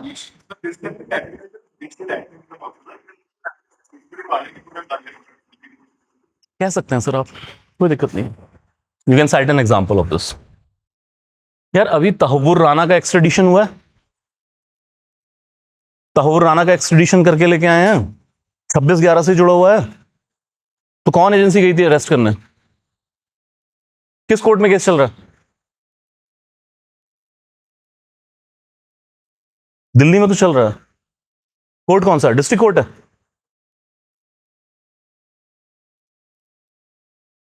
एनआईए स्पेशल कोर्ट बोलते हैं उसको। मैं कहना ये चाहता हूं कि NIA took the custody of Tahawwur Rana. यहां से 3 ऑफिसर स्पेशली यूएस गए हैं, यूएस अथॉरिटीज से उसको एक्स्ट्राडाइट करके लेके आए हैं, और इस केस को अब एनआईए इन्वेस्टिगेट कर रहा है। प्रोसिक्यूशन भी एनआईए के स्पेशल कोर्ट में होगा। सवाल ये कि ये तो मुंबई अटैक है ना, तो इसकी कस्टडी महाराष्ट्र पुलिस को क्यों नहीं मिली? और ट्रायल कहां चल रहा है? ये तो बॉम्बे में चला, मुंबई में चलना चाहिए था ना, ये दिल्ली में क्यों चल रहा है? Anyone anyone anyone? क्या हो गया? कुछ ज्यादा अजीब पूछ रहा हूं मैं? Okay okay okay okay okay. Hmm. नहीं नहीं, वो फैक्टर है नहीं इसमें, वो फैक्टर है नहीं। देखिए, जो पहली बात तो एनआईए के पास जो है ट्रांसेंडिंग पावर्स हैं। ये स्टेट में जाके कह सकते हैं ये केस हमें हैंड ओवर कीजिए। जैसे अभी पिछले साल या और सो, मतलब बहुत पुराना नहीं है, अभी शायद पिछले साल की घटना होगी, सेक्टर 77 मोहाली में पंजाब का जो इंटेलिजेंस डिपार्टमेंट है उसका हेडक्वार्टर है। I repeat, Punjab intelligence department का हेडक्वार्टर है सेक्टर 77 के अराउंड मोहाली के अंदर। हेडक्वार्टर किसका? कौन सा डिपार्टमेंट? अचानक 2 लोग आए, आरपीजी लॉन्च कर गए, रॉकेट प्रोपल्ड ग्रेनेड, जो तालिबान यूज करता है। आरपीजी मार के चले गए, क्लियर? और पकड़े भी नहीं गए मौके से। फिर इंटेलिजेंस डिपार्टमेंट ने कहा हम जांच कर रहे हैं। फिर आया एनआईए, बोले एक तो तुम पहले ये बताओ तुम कौन सी इंटेलिजेंस गैदर कर रहे हो कि तुम्हें अपना नहीं पता तुम पे आरपीजी चल रही है। And they took over the case, हमें दे दीजिए, हम जांच कर लेंगे। तो ये केस ले सकते हैं, पॉइंट 1। तो एनआईए को दे दिया गया था 26/11 की जांच। और दूसरा एक टेक्निकल रीजन भी है, जब मुंबई पुलिस ने एफआईआर लॉन्च की थी तो तहव्वुर राणा का नाम उसमें था ही नहीं। एनआईए ने अपनी इन्वेस्टिगेशन के बाद तहव्वुर राणा को इंक्लूड किया था। तो टेक्निकल रीजन भी है कि एनआईए के पास केस है। अब ये दिल्ली की स्पेशल एनआईए कोर्ट में चल रहा है। क्लियर यहां तक? Any doubt? चलिए, तहव्वुर भी क्लियर हो गया। ओके देन, ठीक है, इसमें इतना ही, और ज्यादा कुछ करने की जरूरत नहीं है। लिख लीजिए अगर कुछ लिख ही रहे हैं तो। मिनिस्ट्री ऑफ होम अफेयर के अंडर आती है भाई एनआईए, नहीं इसकी कोई जरूरत नहीं। 2019 का अमेंडमेंट लिख लिया आपने, तो उसको थोड़ा टेक्निकल लिख लीजिएगा। Committed outside India if they involve Indian citizen और affect Indian interest. Affect Indian interest. For example scheduled offence क्या क्या है? Just to give example, just example लिख लीजिए. यूएपी है सीधा. यूएपी प्राइम लॉ है जो एनआईए ऑपरेट करती है. Then comes atomic energy act, anti hijacking act, civil aviation, safety of maritime navigation. सबको रट्टा मारने की जरूरत नहीं है, इस तरह के बस कुछ शब्द आप मेंशन कर सकते हैं. लिखना है, लिख लीजिए. हाँ जी, एनआईए कैन ऑपरेट. जी हाँ, हर जगह होगा जी. ये स्पेसिफिक नहीं है कि कहना ही. नहीं नहीं, कोई स्पेसिफिक नहीं है. स्टेट पुलिस भी कर लेती है यूपी यूज. सिद्दीक अप्पन जो पत्रकार का फेमस केस है, उसमें यूपी पुलिस ने ऑपरेट किया था उसको. और ये स्पेशल कोर्ट है, ये भी डिस्ट्रिक्ट लेवल पे होता है. सी अगर दिल्ली में भी है ना एनआईए कोर्ट, मतलब पता है ना आपको, ये हर केस, मैम को तो पता ही है, खैर बाकी लोगों को पूछ रहा हूं कि ट्रायल लेवल से शुरू होगा. तो दिल्ली में ये नहीं है कि सुप्रीम कोर्ट लेवल का कुछ भी होगा. देखिए होता क्या है, स्पेशल कोर्ट्स की क्या गेम है, जो इसमें वर्ड आया भी होगा. चाहे आप सीबीआई का स्पेशल कोर्ट देख लें, चाहे आप एनआईए का स्पेशल कोर्ट देख लें, अब ये होते सब हायरार्की में डिस्ट्रिक्ट लेवल पे हैं. अगर तहव्वुर राना को यहां कन्विक्शन होगी तो matter in appeal Delhi high court जाएगा, फिर इन अपील सुप्रीम कोर्ट जाएगा. लेकिन स्पेशल कोर्ट क्यों बनाए जाते हैं? एक तो एनआईए कोर्ट में सिर्फ एनआईए के केस चलेगा और कोई केस नहीं चलेगा. दूसरा, यार किसी भी स्टेट में एनआईए के अंडर कितने केस रजिस्टर हो रहे होंगे? कुछ गिनती के. तो हर डिस्ट्रिक्ट में कोर्ट खोल दोगे तो यार वेले बैठे हैं. तो आप करते ये हैं, ज्यादातर स्टेट कैपिटल में एक कोर्ट खोल देते हैं. जैसे आप में से कोई गया डिस्ट्रिक्ट कोर्ट मोहाली, जो नया नया क्रिएट हुआ है, तो वही मतलब हम लोग कहते हैं बैक साइड उसके सीबीआई कोर्ट है ना. तो सीबीआई कोर्ट क्या है, लाइक यार हर जिले में तो सीबीआई केस रजिस्टर कर नहीं रही है, तो पंजाब के गिने चुने केस होंगे सीबीआई के, कोर्ट एक ही खोल दो, वहीं पर पंजाब के सारे केस चलेंगे. तो ऐसे ही दिल्ली में एक स्पेशल कोर्ट है, दिल्ली के अंदर जितने भी एनआई के केस होंगे वो उस स्पेशल कोर्ट में चलेंगे. लेकिन हायरार्की लेवल में कहां है ये? District, high court, supreme court. Clear है? ओके ओके ओके, लिख लीजिए. और कुछ इसमें से एक दो आप अपनी चॉइस से लिख सकते हैं, just for example, just for example. Clear है यहां तक? चलिए, UN global report on human trafficking, सीधे से फैक्ट है. पहले मुझे ये बताइए, raise a hand without any lipsing, under which article of Indian constitution human trafficking is prohibited? Raise your hand without any lipsing. Under which article of Indian Constitution human trafficking is prohibited? Raise your hand. ये क्या? नाल दे पुछी मेरे की लिखण दी acting करन दिया. हाँ, मैं भी उत्थे बहंदा सीगा जदों पढ़दा सीगा. हाँ जी, विच आर्टिकल वीरे? Give it a try, give it a try. केड़ा? सही कह रहे हैं कि कुछ गलती है? हाँ जी हाँ जी, अमृत केड़ा आर्टिकल? क्लोज क्लूज कुछ नहीं है, 23 है, बस याद रखो, छट्टी करो. Article 23.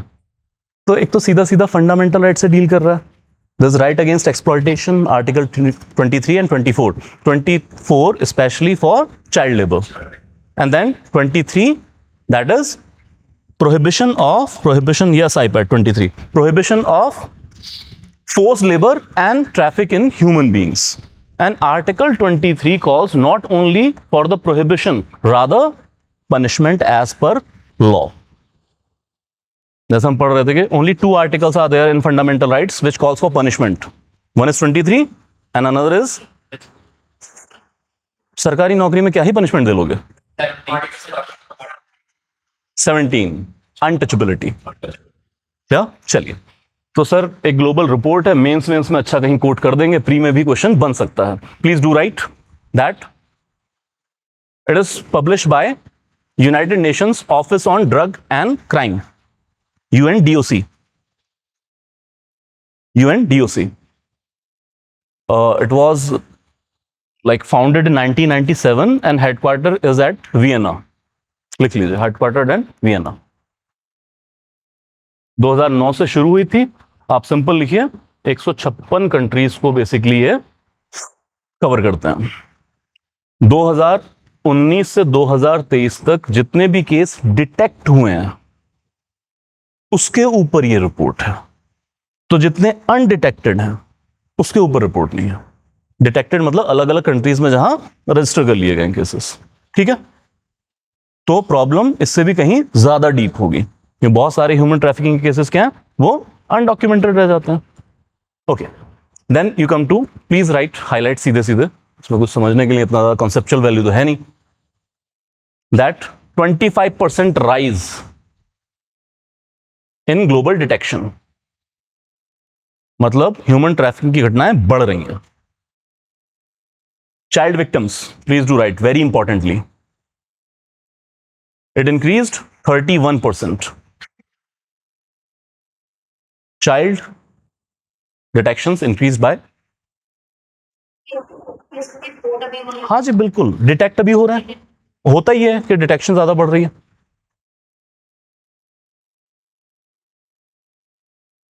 Then you come to majority of victims.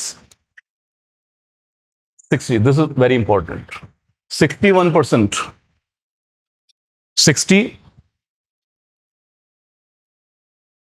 हर चीज को ऐसे मतलब उसी टेक्निकलिटी में मत लिखिए. Headquarter is eight Vienna. Vienna, आप अपने हिसाब से इसके ना, जैसे हर रिपोर्ट का सारा डेटा नहीं रट्टा मारना होता है, कितने रट्टे मार लेंगे. तो हर डेटा में से आप मतलब हर रिपोर्ट में से 3-4 इंपॉर्टेंट चीज पकड़िए और उसी वक्त दिमाग में रख लीजिए मैं यूज कहां कर लूंगा इसको. ठीक है, then you come to 61% trafficking victim were female. Female सबसे बड़ा जो ग्रुप है वो है अडल्ट का ग्रुप. कई बार ये होता है कि चाइल्ड की ट्रैफिकिंग ज्यादा हो रही है, नहीं, अडल्ट्स की ज्यादा हो रही है for labour and other purposes. बस इतना लिखिए, adult continue to be most detected age group. Most detected age group.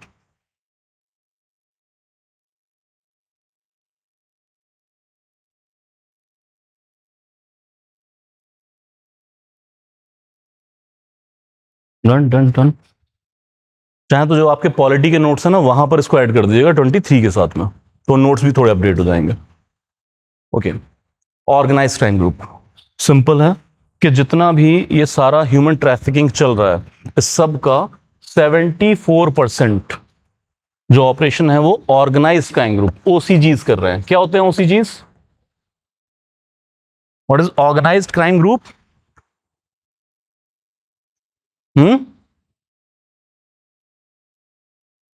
कम ही है कर देने केड़े.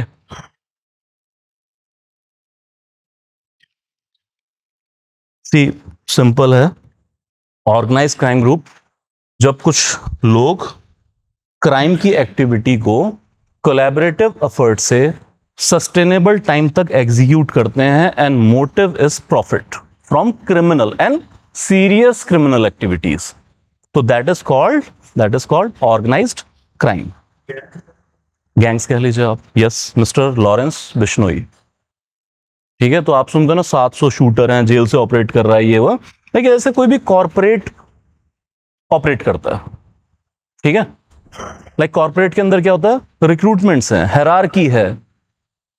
जब उस तरीके से जैसे कोई भी अब गैंगस्टर चला रहा है, हाँ सीईओ होगा, इन्होंने कैशियर्स रखे होंगे, लॉयर्स रखे होंगे, एक बॉस है, उसके नीचे के कुछ लोग हैं, फिर नीचे के कुछ, पूरी हायरार्की मेंटेन करते हैं. तो जैसे एक प्रॉपर कॉर्पोरेट ऑफिस चल रहा होता है उस तरीके से अपने आप को चला रहे होते हैं. But go and check the definition through BNS. अब बीएनएस में डेफिनेशन है, तो आपका होमवर्क एक और, बीएनएस में ओसीजी का डेफिनेशन चेक कीजिएगा. It will call more than 3 persons. ये सारी जो हमने अभी बात की है वो आपको उसके अंदर मिल जाएगी. ऑर्गेनाइज क्राइम, ठीक है, बढ़िया है नहीं ऐसे इंडिया में, मतलब लाइक अगर आप ऑर्गेनाइज क्राइम का कोई और यूएस देखें, क्रिप्स जाके आप देखिए वहां पे, या गुचिगामी ऑफ जापान देखिए आप, दे आर, या इटालियन माफिया जो आप सुनते थे, they are at massive level. India ऐसे टुच्चे से ही है, कोई खास, सीरियसली कह रहा हूं, उनके मुकाबले कुछ नहीं है। कुछ ही लोग होंगे यहाँ पे जैसे, हाँ, तो कुछ ही लोग होंगे जैसे डी कंपनी, उसने अच्छा स्केल किया, या फिर कभी वीरप्पन था, उसने बहुत अच्छा स्केल किया था, वो भी ऑर्गेनाइज क्राइम का ही था बेसिकली। तो कुछ ही आपको एग्जाम बहुत ज्यादा और बहुत लंबे टाइम तक सस्टेन नहीं कर पाएंगे, तो फॉरेन मैसिव दे आर। चलिए यहां तक क्लियर। तो ऑर्गेनाइज क्राइम ग्रुप ही ज्यादा इसमें इन्वॉल्व है। चलिए लिख लीजिए भाई, ये इंपॉर्टेंट पॉइंट। सबसे ज्यादा विक्टिम कहां के हैं? African, African. गरीबी, labour purpose, okay. Human trafficking in India, lastly we have recorded 10,659 cases between 2018 से 22 के बीच में। तो बस मोटा मोटी 10,000 केस याद कर लीजिए, 10,000 different cases of human trafficking. Further highest cases are recorded in Maharashtra, Telangana and Andhra Pradesh. Maharashtra, Telangana, and Andhra Pradesh. And lastly, please write that West Bengal and Assam are called as source state. मतलब यहां से लोगों को खरीदा जाता है, source है यहां से। Again poverty, the high cost, and Maharashtra and Karnataka are destination states. Industry in agriculture multiple activity में उनको एनरोल किया जाएगा। ये इंपॉर्टेंट पॉइंट लिख लीजिएगा। Assam, Bengal source state, Maharashtra, Karnataka are destination states. Any doubt, any doubt? लिख लीजिए। Just to conclude the notes, what are we having? ITPA 1956, immoral trafficking prevention act. 23 के बारे में हम बात कर चुके हैं already, and also mention POCSO. Why? खासकर चिल्ड्रन प्रोटेक्शन के लिए। Any doubt, any doubt, any doubt? Clear? What else we have? लिख लीजिए इसको भी, additional information. Section 143 to 156 BNS, बस इतना ही लिख लीजिए। Deals with human trafficking, deals with human trafficking. Then please do write, India has ratified United Nations Convention on Transnational Organized Crime. तो इसके बहुत सारे प्रोटोकॉल्स हैं जो ह्यूमन ट्रैफिकिंग को रोकने के लिए काम में आते हैं।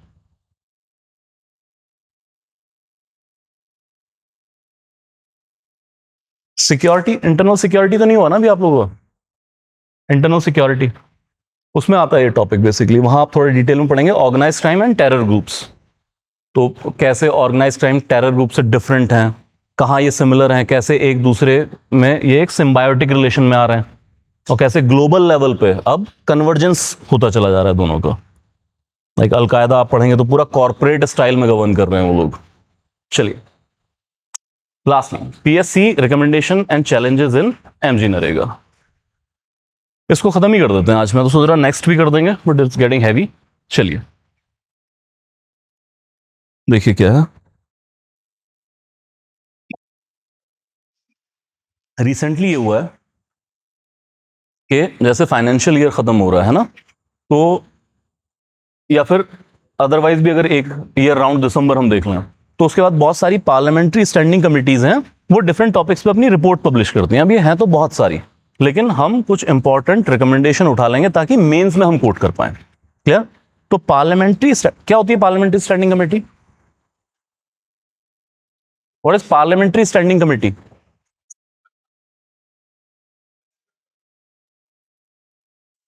स्टैंडिंग यार, how could you?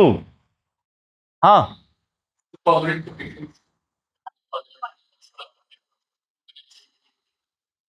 Any example? Any example?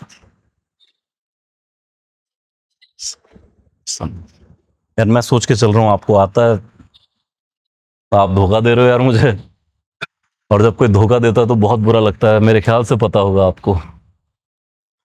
ठीक है चलिए यार, एक कॉन्सेप्ट है पार्लियामेंट्री स्टैंडिंग कमेटी, या फिर और इसको देखें तो department related parliamentary standing committees. Standing committee का मतलब कि ये कमेटीज हमेशा काम करती रहेंगी, इसमें मेंबर आते जाते रहेंगे, इलेक्ट या री इलेक्ट होते रहेंगे। इस वक्त हमारे पास ऐसी 24 कमेटीज हैं। हर कमेटी के अंदर each one is having 21 member Lok Sabha वीरे ते 10 मैंबर राज्यसभा। ਅੱਜ ਤਾਂ ਹੁਣ ਤੋਂ ਨਹੀਂ ਭੁੱਲਣਾ, टोटल 31 मैंबर ਹੁੰਦੇ ਨੇ। I repeat, each committee is having 21 members from Lok Sabha, 10 members from Rajya Sabha, total 31. All are nominated. No election. Lok Sabha का स्पीकर नॉमिनेट करेगा, राज्यसभा का चेयरमैन नॉमिनेट करेंगे। और फिर these 24 committees are covering each and every ministry. किसी committee के अंदर एक से ज्यादा मिनिस्ट्री भी हो सकती है। तो लाइक देयर इज डिफेंस, तो फिर ऐसे ही एक डिफेंस मिनिस्ट्री है ना आपके पास, तो ऐसे ही क्या हो जाएगा, एक committee on defence. Home ministry committee on home, agriculture ministry committee on agriculture, and so on and so on and so on. क्या करती हैं कमिटीज? एक तो बजट के स्क्रूटनाइजेशन के वक्त काम आती हैं, याद कर लीजिएगा वो क्या है सिस्टम। बिल्स भेजे जा सकते हैं इनके पास स्क्रूटनाइजेशन के लिए, वो पीएससी करती है मैम, ठीक है, डिफरेंट है वो मैम। उसके लिए सीओपीएसयू है। देखिए क्या होता है, फिर रिवीजन दीजिए पॉलिटी को, प्रॉब्लम यहीं पे आएगी। ऐसा नहीं है कि आपको नहीं पता है, आपने पढ़ लिया सभी लोगों ने, है ना, लेकिन अब हम एक नई प्रॉब्लम से डील करेंगे कि सब कुछ पढ़ा हुआ है और फिर सब आपस में मिक्स हो जा रहा है। ये सबसे बड़ी प्रॉब्लम आती है एग्जामिनेशन के अंदर, जब 100 के 100 क्वेश्चन पढ़े हुए लग रहे होंगे। हाँ पढ़ा था ये भी, पढ़ा था भी, पढ़ा था भी, क्वेश्चन नहीं सॉल्व हो रहा। और इससे घबराने की जरूरत नहीं है। आप अब उस स्टेज में जहां नेक्स्ट लेवल पहुंचना है, तो कुछ नहीं करना है, जो आपने पढ़ा है उसी को थोड़ा और नीटली मेमोराइज करना है, मेमोराइज करना है।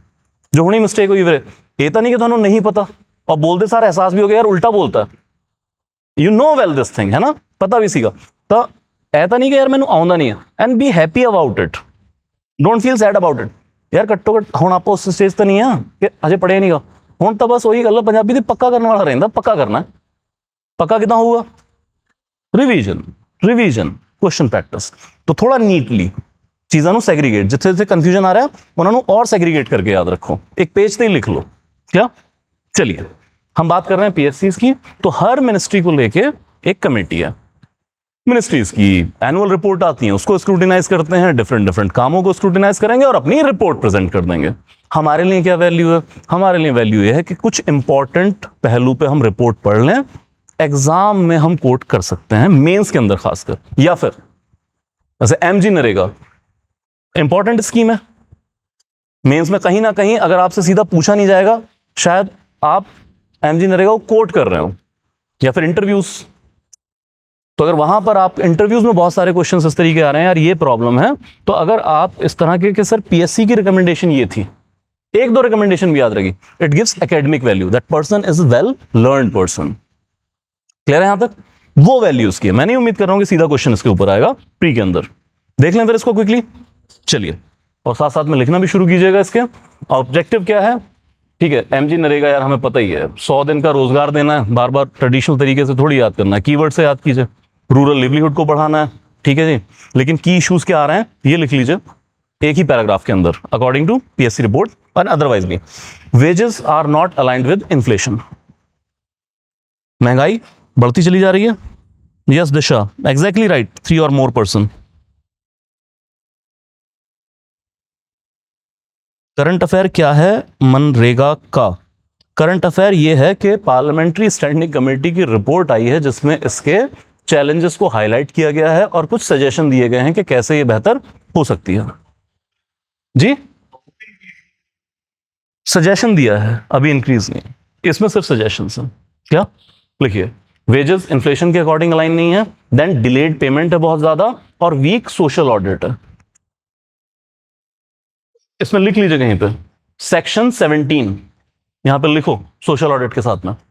Section 17 of NREGA act provides for mandatory social audit for each and every work done under NREGA. Legal provision है ये सेक्शन जी. वो भी लिख सकते हैं सर. अभी तो हम इसकी रिपोर्ट पे हैं, मतलब रिपोर्ट थोड़ी कंसाइज होगी ना, हर पहलू बात नहीं करेंगे. Section 17 of Narega Act provides for mandatory social audit. Mandatory social audit work done under NREGA. तो अब ये ऐसा नहीं कॉन्सेप्ट है, ये तो लीगल रिक्वायरमेंट है, वो कर ही नहीं रहे क्या. चलिए ठीक है, आ जाइए सर. सर पहला यही है, क्या प्रॉब्लम आ रही है. पीएससी रिपोर्ट क्या कह रही है कि एक तो जिस हिसाब से इन्फ्लेशन बढ़ रही है उस हिसाब से नरेगा के प्राइसेस या नरेगा की वेजेस नहीं बढ़ पा रही हैं, तो लैगिंग बिहाइंड है. क्या होगा फिर, परचेजिंग पावर नहीं आएगी सर, सीधी सीधी बात है. दूसरा, 100 डेज का जो वेज आपने गारंटी कर रखा है ये इनसफिशिएंट है, स्पेशली ड्यूरिंग द क्राइसिस. कोई भी कोविड टाइम से हमें सबक लेना चाहिए, और अदरवाइज भी 100 डेज का वर्क इज इनसफिशिएंट. देखो यार, वर्क की क्या गेम थी. नरेगा में क्या था, हालांकि अर्बन एरिया में भी ऑपरेट कर ही रहे हैं, लेकिन लार्जली फोकस है रूरल एरिया का. ठीक है, तो 100 डेज का वर्क प्रॉमिस किया गया था. एक तो एक स्टेट के ऊपर ज्यादा भार ना है, और ये किया गया था कि align it with agriculture seasons. तो ओरिजिनल थिंकिंग ये थी कि जब लीन एग्रीकल्चर सीजन आएगा, क्या होता है लीन एग्रीकल्चर सीजन, जब एग्रीकल्चर में बहुत एक्टिविटी नहीं परफॉर्म हो रही है. यार सोनी हाड़ी दे वो कॉन्सेप्ट देख लो यार. एक बारी झोना लाता, लाउण वेले तुहानू वध वर्कर दी लोड़ है. एक बारी पनीरी लाती, उस तो बाद पानी देना ज्यादा कम, फिर आपको जरूरत नहीं है. कदों लोड़ पऊगी, वाडी वेले. कणक लाती, बस पानी यूरिया गल खत्म. वाडी वेले लोड़ पऊगी तुहानू. Getting my point. तो एग्रीकल्चर सीजनिंग में क्या है, कुछ ना कुछ टाइम पीरियड ऐसा होता है जब आपको ज्यादा वर्कर की जरूरत है, कुछ टाइम ऐसा है जब कम वर्कर की जरूरत है. तो नरेगा वर्क को अलाइन करेंगे एग्रीकल्चर सीजन से. यही वर्कर जब एग्रीकल्चर में एक्टिविटी हाई है तो कहां चला जाए, एग्रीकल्चर में चला जाए. और जब एग्रीकल्चर फील्ड में आपकी जॉब अपॉर्चुनिटीज कम है तो कहां आ जाए, नरेगा में आ जाए. तो कोशिश तो ये थी राउंड द ईयर इसकी वेजेस इंश्योर हो जाए. गेटिंग माय पॉइंट, समझ में आई गेम. लेकिन ये साइकिल पहली बात तो मिसमैच करता रहा, बहुत अच्छी तरह से इसको इंप्लीमेंट नहीं कर पाया. तभी आप देखेंगे क्यों प्रॉब्लम आई थी. पंजाब तक कितनी रीलां बननी है, आई वुड नॉट से लाइक, क्योंकि वो है इस तरह की रील्स की थोड़ी डिमीनिंग है कि रेलवे स्टेशन पे गए सरोपा पा रहे हैं, झोने वेले एंड ऑल दैट थिंग. मतलब ये हुआ सर, सिंपल बात ये है कि बहुत सारे स्टेट में, क्लास तो बात दसूंगा बहुत सारे स्टेट में प्रॉब्लम आई थी कि एग्रीकल्चर लेबरर नहीं मिल रहा था. सुन में, अगर आप रूरल एरिया से संबंध रखते हैं तो कि यार सीरी नहीं लभदे, नौकर नहीं लभदे. हुण सुने इस तरह, कहां गए वो लोग, ज्यादातर डिफरेंट वोकेशन. नरेगा उसका एक बड़ा फैक्टर बना, ये अलाइन नहीं हो पाया सर.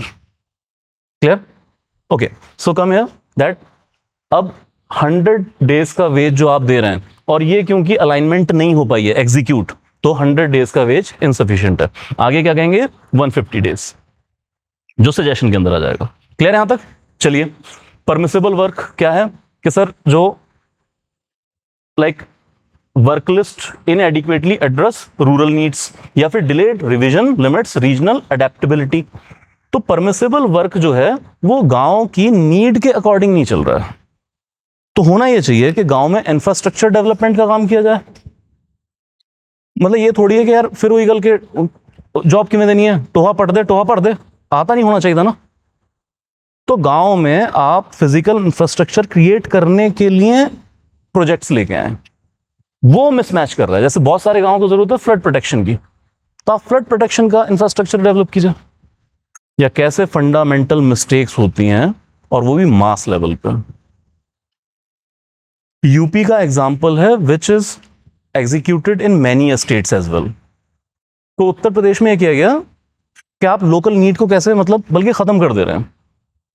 वाटर बॉडीज के रिजुविनेशन का प्रोग्राम चलाया गया कि गांव के जो पुराने तालाब हैं, छोटी छोटी वाटर बॉडीज हैं, छप्पड़ ने, आप उन्होंने साफ कराएं. क्योंकि एक तो वहां पे बहुत सारी इलीगल इंक्रोचमेंट कर चुके हैं लोग, लोगों ने वाले घर बना ले, या फिर वहां पर जंगल ही क्रिएट हो गया कि ओवर द टाइम जड़ा वाटर वेस्ट थे वहां पर लोगों ने इलीगल इंक्रोचमेंट की, अब वहां पानी नहीं जा रहा है, वो जंगल बन गया। तो फिर नरेगा के थ्रू कहा गया यार इन्हीं को हम रिजुविनेट करेंगे। तो आइडिया तो वॉज वेरी रोमांटिक कि ठीक है यार वाटर बॉडीज क्रिएट होंगी, इकोलॉजिकल बैलेंस आएगा गांव के अंदर। लेकिन फिर एग्जीक्यूट कैसे हुआ? तो आई बिलीव आप जानते होंगे कि यार जितनी भी वाटर बॉडीज होती हैं इसके नीचे एक मिट्टी की स्पेशल तय होती है जो पानी को रिटेन करने का काम करती है, वाटर रिटेंशन का काम करती है। अगर वो मिट्टी की परत हटा दी जाए तो नीचे ज्यादातर रेत निकल आएगा और फिर आपका वाटर बॉडी वो वाटर रिटेन नहीं करेगी, नीचे चला जाएगा। अब यहां सफाई के नाम पर डिसिल्टेशन के काम पे जब लगाए गए तो ज्यादातर जगहों से वो मिट्टी की परत ही हटा दी मजदूरों ने। क्यों? ट्रेंड नहीं थे, जो सुपरवाइज कर रहे थे उन्होंने ढंग से सुपरवाइज नहीं किया। तो अल्टीमेटली, और ये जो मिट्टी की परत बनती है ओवर द डिकेड्स जाके बनती है, धीरे धीरे सिल्टेशन के प्रोसेस से बनती है, वो परत ही हटा दी। अब ये वाटर बॉडी नियर फ्यूचर में रिजुविनेट ही नहीं होगी। तो सर कहां तो आप गए थे इकोलॉजिकल बैलेंस के लिए, कहां आपने इकोलॉजी की धज्जियां उड़ा के रख दी। तो डिफरेंट एग्जांपल्स आप कोट कर सकते हैं यहां पर। क्लियर है यहां तक? ओके, चलिए फर्दर। दैट पेमेंट डिलेस, ये सबसे इंपॉर्टेंट है भाई। बजट में भी आया? क्या है बजट के अंदर? मैंने नहीं पढ़ा। हम्म। ओके ओके, आधार लिंकेजेस नहीं है। Very good, very good.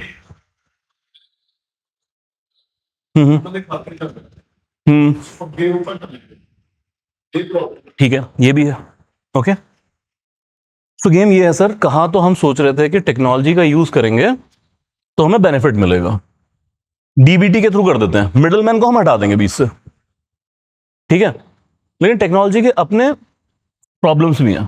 तो हुआ ये है कि एक तो आधार बेस्ड पेमेंट सिस्टम आपने रख रखा है, तो जैसे हमारे साथी ने बताया कि यार आधार लिंक नहीं है, और दूसरा बहुत सारी जगह पे फ्रोजन अकाउंट। तो क्या किया गया कि आपने अकाउंट तो खुलवा रखा है लेकिन उस बंदे ने वो ऑपरेट ही नहीं किया बहुत लंबे टाइम से, तो अल्टीमेटली क्या कर दिया बैंक ने, वो अकाउंट फ्रीज कर दिया। जैसे ही फ्रीज हुआ अब उसके अंदर पेमेंट नहीं होगी। तो दोनों टेक्निकल ग्लिचेस हैं।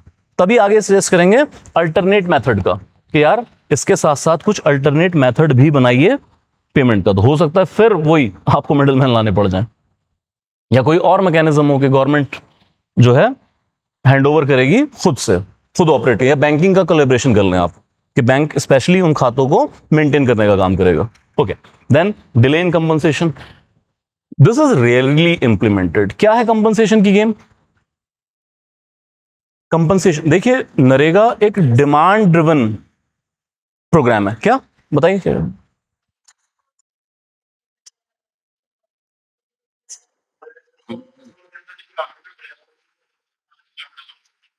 सर जिस भी डेट को से 1 जनवरी को आपने जाकर कह दिया मुझे काम चाहिए, I am available for work, 15 दिन के अंदर अंदर आपको वर्क एलोकेट किया जाएगा।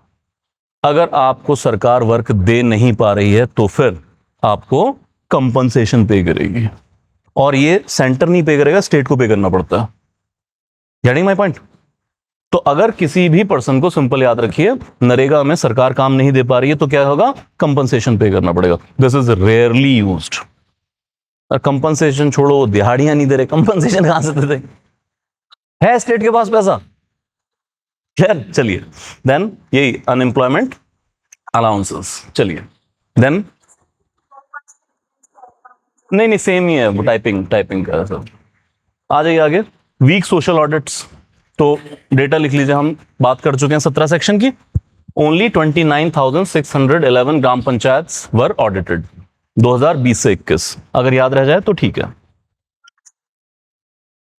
सोशल ऑडिट का गेम पता है आपको? मैं ये टर्म यूज तो कर गया हूं, सोशल ऑडिट। क्या होता है सोशल ऑडिट?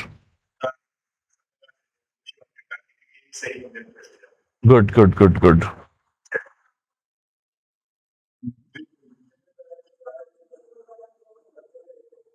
इसको इसको कहा जाता है थर्ड पार्टी ऑडिट मैम।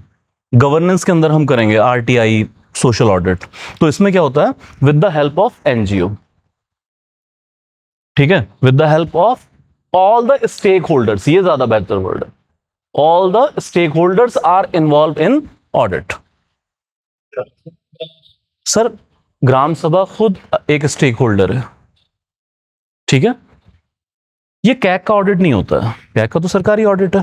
तो सिंपल मैं ये कह रहा हूं कि सोशल ऑडिट में सारे स्टेक होल्डर आ जाएंगे। तो अगर नरेगा के सोशल ऑडिट की बात आप कर रहे हैं, सो वहां पर लाइक स्टेक होल्डर कौन कौन होंगे? नरेगा के मजदूर, उनकी सारी फैमिलीज, इवन ग्राम सभा, क्योंकि बेनिफिशियल तो सारे ही हैं भाई, इंफ्रास्ट्रक्चर सबको मिल रहा है। इसके अलावा सर गवर्नमेंट एम्प्लॉइज भी तो हैं। फिर कोई एनजीओ हो सकती है, लाइक किसने शुरू किया इंडिया में सब कुछ? Anyone, anyone? मजदूर किसान शक्ति संगठन, mid 90s, central Rajasthan. Madam, anyone? Aruna Roy, क्या उन्होंने शुरू किया है सब कुछ इन द, नहीं, आई डोंट नो। नगौर नहीं, नगौर तो नहीं था सेंट्रल राजस्थान में, कहीं पे भी ऐसे कोई डिस्ट्रिक्ट का नाम नहीं आता, सारे सेंट्रल राजस्थान के अंदर थे वो लोग, पीआरआई के लिए हैं, बट हो सकता है वहां पे ये भी मूवमेंट हो। इट वॉज स्टार्टेड एज जन सुनवाई मूवमेंट, ठीक है। तो सारे स्टेक होल्डर को इन्वॉल्व कर लेते हैं और फिर देखते हैं रियल में काम हुआ है कि नहीं हुआ है। तो मान लीजिए मैम, मैं नरेगा का मजदूर हूं, आप वैसे ही गांव की सरपंच हैं, आप बाकी लोग हैं, हम गांव में रह रहे हैं, तो नरेगा का ऑडिट हम सब लोग करेंगे कि आओ पिंड दी सत्ते इकट्ठे हो जाने हैं, पंचायत भवन च आ जाओ, दसो नरेगा के थ्रू केड़े केड़े मजदूर ਨੂੰ दिहाड़ी मिली है, वाकई मिली है कि नहीं मिली है, कितने जाली एंट्री तो नहीं हो गई है, और बताओ, चलो साइट पे चलते हैं, सड़क बनी गई है, चलो साइट पे सड़क देख के आएंगे कितनी बनी है, दैट टाइप ऑफ ऑडिट, ठीक है यहां तक? चलिए, देन लैक ऑफ ऑम्बुड्समैन, लिख लीजिए 263 ऑम्बुड्समैन क्रिएट किए गए हैं, लाइक जिनके पास आप शिकायत दर्ज करा सकते हैं अपनी। ओके, फाइनली रिकमेंडेशन, ये लिख लीजिए भाई, इसकी कोटिंग वैल्यू हाई है।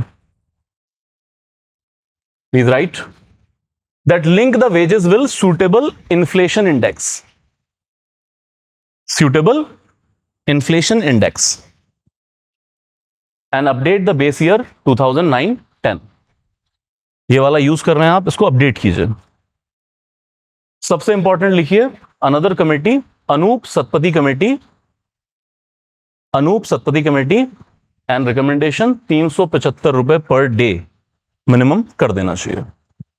ये वाला पॉइंट लिख लो यार, ये important. No I don't know यार, चेक करना पड़ेगा, maybe, I don't know, I don't know. चलिए, then work extension from 100 to 150 days, 100 to 150 days। Rural ही है मैम ये, चलिए, नहीं है ऐसा कुछ डिफरेंस नहीं है, वो एक ही प्रपोज किया अनूप सतपथी ने। Finally payment mechanism, and this is most important, ensure alternative payment system along side, abolish नहीं करना इस चीज को, अलोंग साइड दी आधार बेस्ड सिस्टम्स, आधार बेस्ड सिस्टम्स।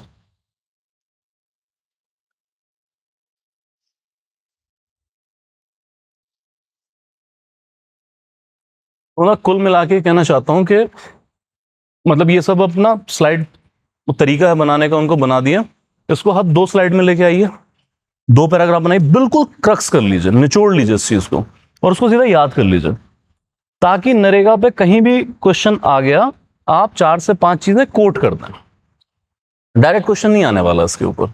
तो जो भी ऐसी चीजें ना जिनकी कोटिंग वैल्यू है आपकी, बिल्कुल क्रक्स कर लिया करो, और ये नहीं कि यार मैं सब डेटा याद कर लूं, कि कोई इंपॉर्टेंट छोड़ यार, इसके नाम मैं सिर्फ 4 चीजें याद रखूंगा और उसको मल्टीपल जगह यूज कर लूंगा। क्लियर है यहां तक? Any doubt, any doubt? All clear? अभी और भी बचा है इसके अंदर? ओह माय गॉड, ठीक है, ठीक है, चलो ये तो खत्म कर लो, लिख लो 2 और। National mobile monitoring system, National Mobile Monitoring System to conduct awareness campaign and training program.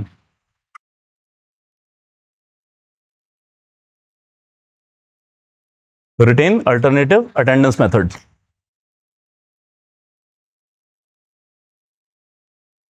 And next, sufficient fund allocation. इस बार के बजट में नरेगा की एलोकेशन कितनी है?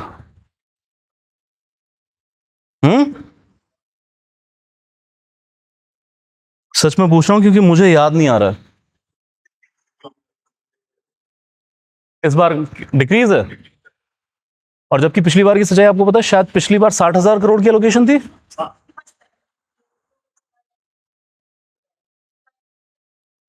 पिछली बार जितना भी इसका एलोकेशन था, क्यों मुझे नहीं पता, क्यों मुझे 60,000 करोड़ का फिगर याद आ रहा है, लेकिन वो पहले 4 महीने 4.5 महीने में खर्च हो गया था। और पिछले बजट में सरकार ने ये सफाई भी दी थी कि क्योंकि अब पोस्ट कोविड रिकवरी बहुत फास्ट पेस पे हो रही है, इंडस्ट्री में ज्यादा जॉब क्रिएट हो रहा है, तो नरेगा में इतना जॉब क्रिएट नहीं होगा, मतलब डिमांड नहीं होगी। क्लियर? तो अल्टीमेटली जितना भी पैसा दिया था वो 4-5 महीने में खत्म हो गया था। क्या करना पड़ा बाद में? सप्लीमेंट्री ग्रांट पास करके नरेगा चलानी पड़ी थी। ये पिछले साल का एक्सपीरियंस है। तो अगर फिर से डिक्रीज कर रहे हैं, फिर सप्लीमेंट्री ग्रांट लानी पड़ेगी। तो जस्ट एडिशनल चीज, कितना ग्रांट है वो यहाँ पे आप प्लीज अपडेट कर लीजिएगा, मैं नहीं कर पाया हूं कि इस बार के, पिछला बार छोड़ दीजिए, इस बार का बजट एलोकेशन कितना है वो पता कर लीजिएगा। और अगर एनहांस करना है तो पिछले साल का एग्जाम्पल क्या है, पहले ही खत्म हो जाता है, सप्लीमेंट्री ग्रांट लानी पड़ती है। Any doubt? क्या? That will be all, rest कल करें।